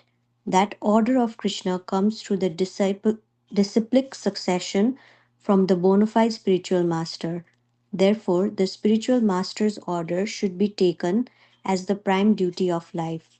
If one gets a bona fide spiritual master and acts according to his direction, the one's perfection of life in Krishna consciousness is guaranteed. Hare Krishna. Right, so many say, well, Krishna is not present right now. What do I do? And Prabhupada explains, if one acts according to direction of Krishna in this Bhagavad Gita book, as well as under the guidance of the representative of Krishna, meaning guidance of spiritual master, then the result will be same, exactly what Arjuna attained when Krishna was personally present in front of Arjuna. Questions, comments, realizations?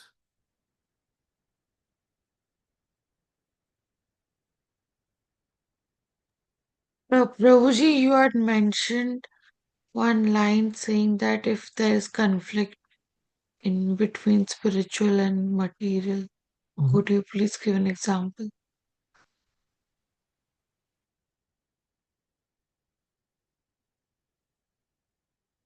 So, many devotees come for services when we go for services, whenever we get services. And I have explained this when the devotees come for services, that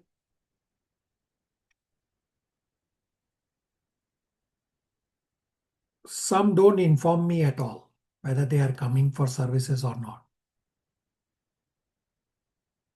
But they still show up for services. What happened was their prime focus was their material duties. And when they were left with some time, they said, you know what, okay, I will now go for Krishna's service. Versus other set of devotees, they will inform me, okay, I am coming for service. I will come at so and so time.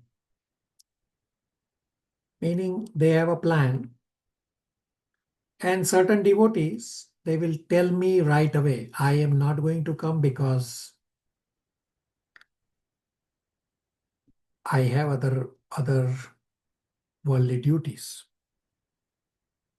So the devotee, so do this comparison, that the first devotee never informed me that whether he is coming or not, but he still came for service.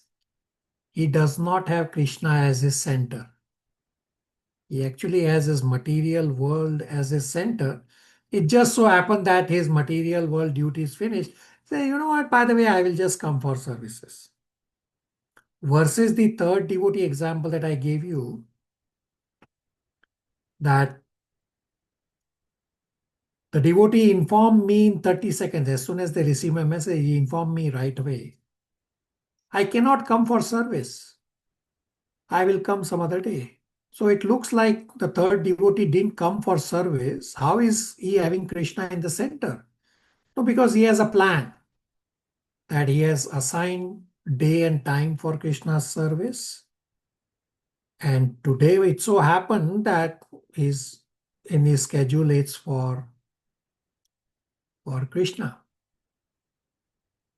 And I have also given another example of a 14.26 Avyabhicharine Bhakti. So here in Toronto we do get snow. Sometimes we get a lot of snow and sometimes we get little snow. Now when we get a lot of snow, it's clearly advised not to travel, and you have services, you don't go for services. That is understandable. But there is little bit of snow, and it has happened many times that the devotee will call the temple and he will say, "Oh, I cannot come today for service." So what is your priority? Is Krishna your priority or not? If you don't go for the assigned services, then who's going to feed Krishna? So this is where you judge whether your material goal is important or whether your spiritual goal is important. Sure, Ji, everybody.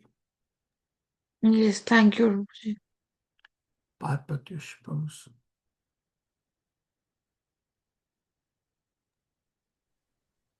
Hare Krishna Prabhuji, actually my queries is during our day-to-day operation and engagement, sometimes we have to take some decision to take a special step or write a thing to others. So as a um, honest, as a part of honest endeavor, can it be taken that this decision is taken with the support of the Lord? So depends on your level of devotion. So yes, you are correct that we discussed today 10.10. Krishna says, Tadami buddhi yogam tam. Right, so purity is important. You cannot just say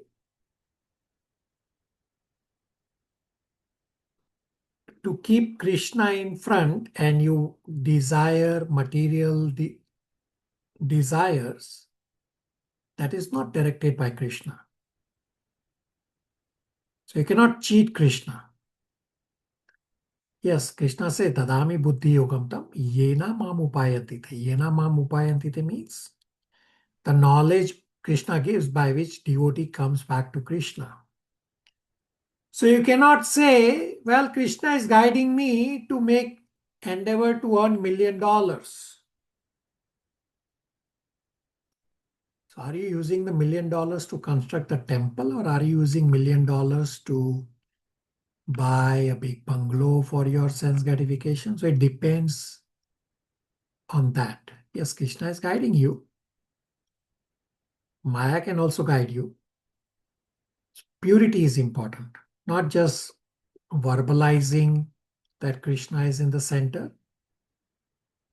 So when you prioritize Krishna most of the time, then Krishna gives you the guidance even for your day-to-day activities. Prabhu. Hare Krishna Prabhuji, understood. Thank you. All right. So we keep talking about the word Krishna consciousness. 18.58 verse is the most directly indicative verse in Bhagavad Gita from where this phrase Krishna consciousness comes. The very first line, 18.58 says, Mat Chitta. Mat means Krishna and Chitta means consciousness. This is where the word or the phrase Krishna consciousness comes from.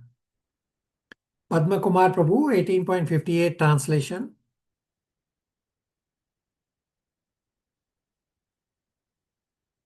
If you become conscious of me, you will pass over all the obstacles of conditioned life by my grace. If, However, you do not work in such consciousness, but act through false ego, not hearing me. You will be lost. Hare Krishna. Krishna says, if you become conscious of me, by my mercy, you will overcome all obstacles. If, however, because of ego, pride, etc., you do not follow these instructions, then you will be lost.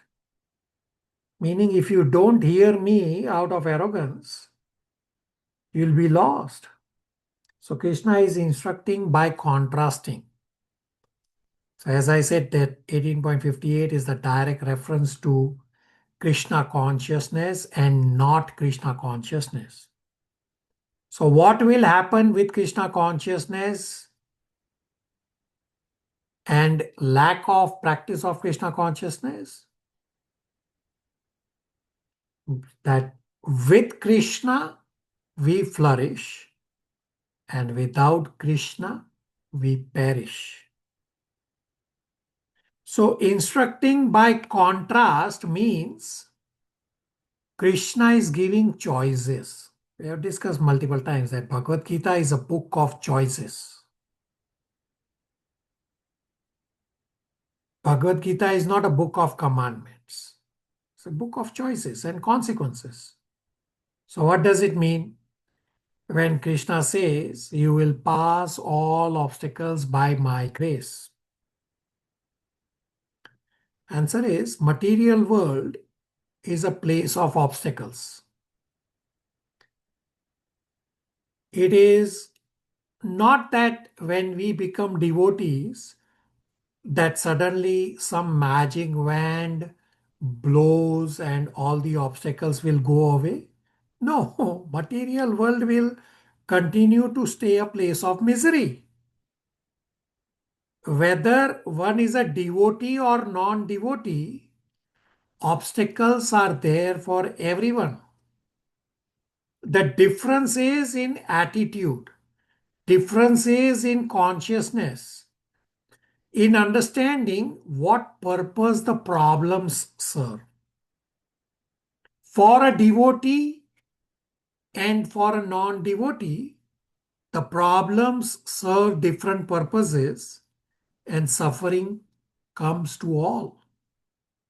For non-devotee, when suffering comes, it leads to frustration. For a devotee, because material enjoyment is not really important, it doesn't affect. But for a non-devotee, because material enjoyment is the only form of enjoyment, when enjoyment at material level is obstructed, it simply leads to frustration. So this is for non-devotee. He is frustrated when material enjoyment is obstructed. But for a devotee, material enjoyment is irrelevant. For a devotee, suffering leads to realization, to renunciation, and to devotion. Let's understand how. Realization means devotee understands it is true when scriptures say that this world is a place of misery. I am experiencing that misery now. Realization means to accept something as reality. That which the scriptures are telling is a reality. So this world is a place of misery. It's a fact, whether or not we know. But when we experience and when we realize, oh yes, this world is a place of misery. So devotee gets this realization. Then comes renunciation. From realization comes renunciation. Renunciation means devotee understands that I cannot be the controller. I have to be servant.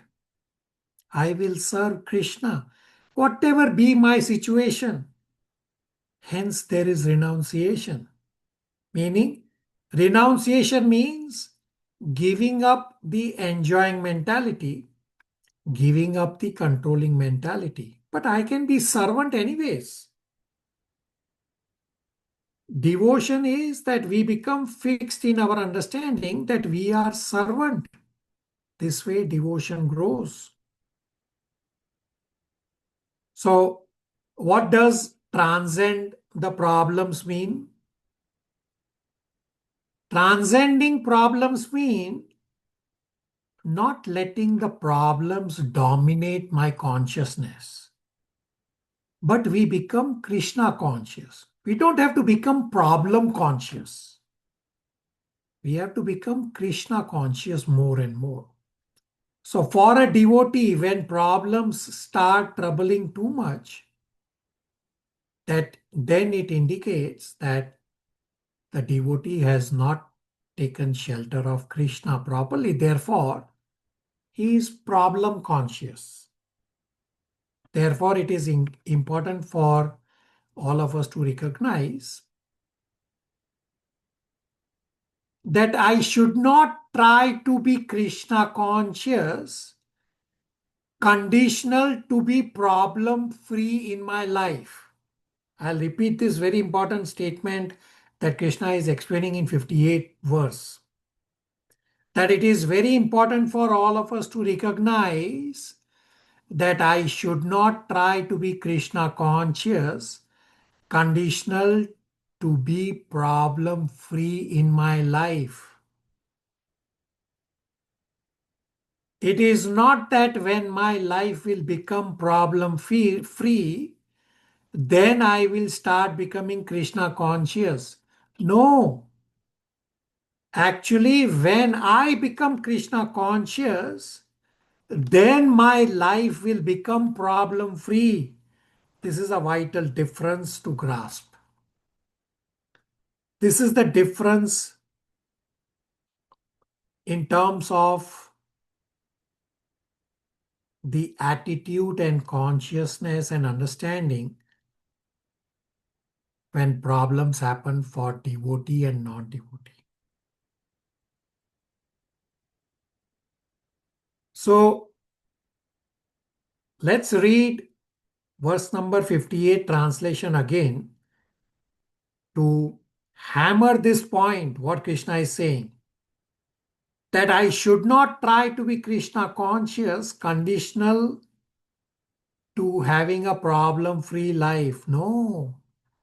Rather, when I become Krishna conscious, then my life will become problem-free.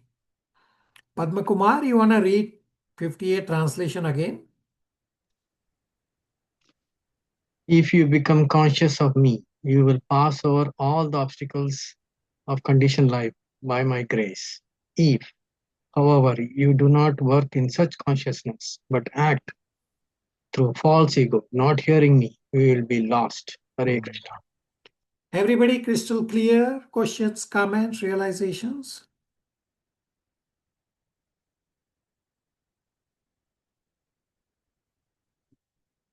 All right, last two verses for today. So in 59 and 60, Krishna will describe that if you do not become conscious of me, you will be lost. Pratyush, 59 and 60 translations. 59 translation. If you do not act according to my direction and do not fight, then you will be falsely directed. By your nature, you will have to be engaged in warfare. 60. Under illusion, you are now declining to act according to my direction. But compelled by the work born of your own nature, you will act all the same, O son of Kunti. Hare Krishna. So Krishna is telling Arjuna that if you desire not to fight, if you think I will avoid my swabhava, I will avoid my nature, but Krishna says helplessly, you will be forced to act according to your swabhava, according to your nature, later on anyways. The point that Krishna makes is that we all have to act according to our nature. You may think that you will not act according to your nature, you will not fight now, but later on, you will be forced to fight. Krishna is talking about Swabhava, means Varna nature. And Krishna is not talking of the anarthas. So we have discussed this in chapter 3, around verse 31 and 32, that Varna nature we cannot give up, meaning our Varna is Brahmana, Kshatriya, Vaishya, Shudra. We cannot give up. We have to dovetail in Krishna's service. And anarthas, we have to give up. We have to purify ourselves. So Swabhava does not refer to desires induced by lust, anger, greed, envy, pride, and illusion. Rather, Swabhava or nature refers to the Varna nature. So what Krishna is explaining to Arjuna, that right now you are declining to fight the religious war, declining to do your duty, declining to follow my instructions, and you think you will go to the forest, but because of your Kshatriya Swabhava, in the forest you will end up anyway fighting, which will not be a religious war. And you will end up creating bad karma for yourself. Therefore, the proper approach through this contrast, Krishna is explaining that become Krishna conscious, then you will be problem free.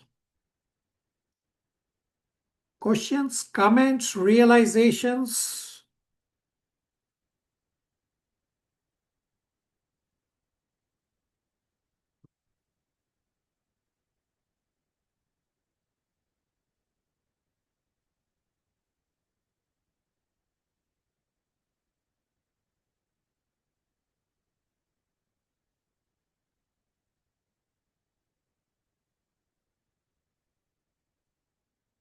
All right. So as I explained at the start, not at the start, but in the middle of our class, that next week we will revise a lot of chapters so that we get caught up. And we will cover very few verses in our next class from Bhagavad Gita. Next class, you are going to get a spiritual endeavor. This is the absolute last spiritual endeavor in Bhagavad Gita. It's going to be an eye-opener as well. So we still have about 5 minutes or so left, and use the time for any inquiries you may have or share your experience. So we can take the time, the last 5 minutes, for all those who have done the presentations. So visualize that you all had anxiety. Oh, how will I am going to do this presentation? Oh, it's only 10 minutes each chapter. So I want all of you to share your experience, that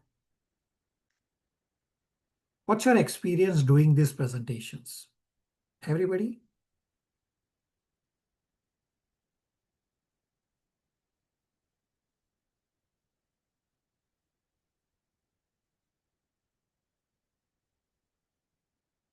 Somebody?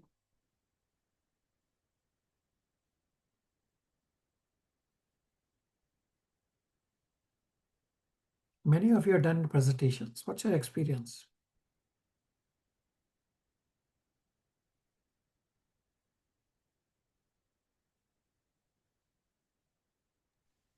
Hare Krishna Prabhuji.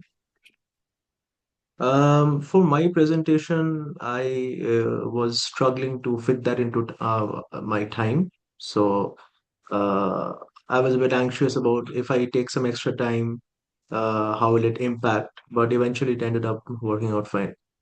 All right. Yeah. So we had anxiety, but we worked to fit. And again, understand, I already said that I'm not sitting here with a stick saying why you went over. No, it's our learning place. It's our learning ground. So some devotees have gone over, but it's okay.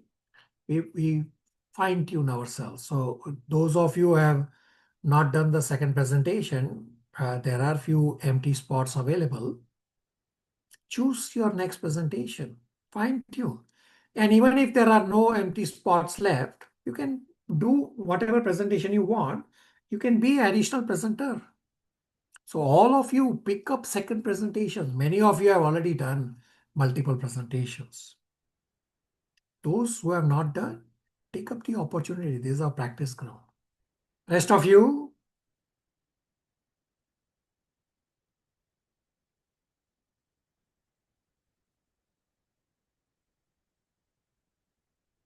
silence. I have silence from rest of you.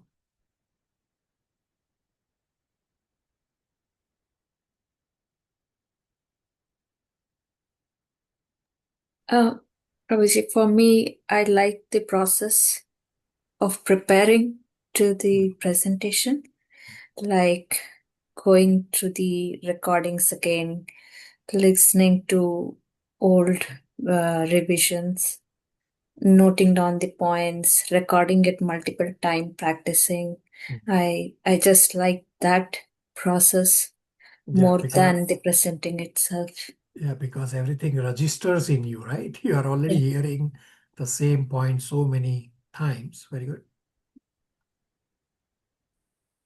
Okay, Ria also says revision exercise was good and eating the purpose. Okay, very good. Rest of you want to share? Anybody has any challenges? So what Shruti described is appropriate process that you should follow. That for those of you who are still in the process of doing the upcoming presentations, that simply listen to the previous batch's revision recording and just repeat in your own words. And you will be perfect preacher. This is what Prabhupada said. Simply repeat what you are hearing from the previous speaker, as long as you are hearing from bona fide acharyas. So we are hearing from Prabhupada, we are hearing from the bona fide acharyas. We simply repeat and you will be the perfect preacher.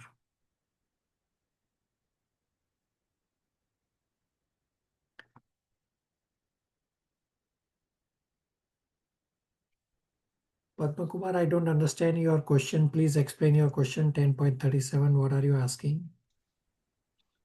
Prabhuji, that first paragraph in that there is saying Balrama is the source of Vasudeva. That part in the purport. Okay, so I've shown you visual for this, that from Krishna comes Balram.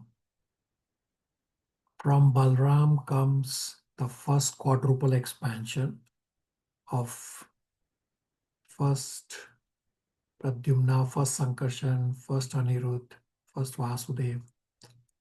And from the first Sankarshan comes Narayan, from Narayan comes second quadruple, then from the second Sankarshan comes Vishnu. So everything comes from Balram. Yes, Balram also comes from Krishna. So that's what is explained. So I've shown you visual for this, and that's briefly explained in 10.37. Padma Kumar. Hare Krishna. All right. So we are at 10:30 p.m. Toronto time. We will stop here. Hare Krishna, everybody. Hare Krishna. Thank you, Prabhuji. Hare Hare Krishna. Krishna, Prabhuji. Hare Krishna, Prabhuji. Krishna.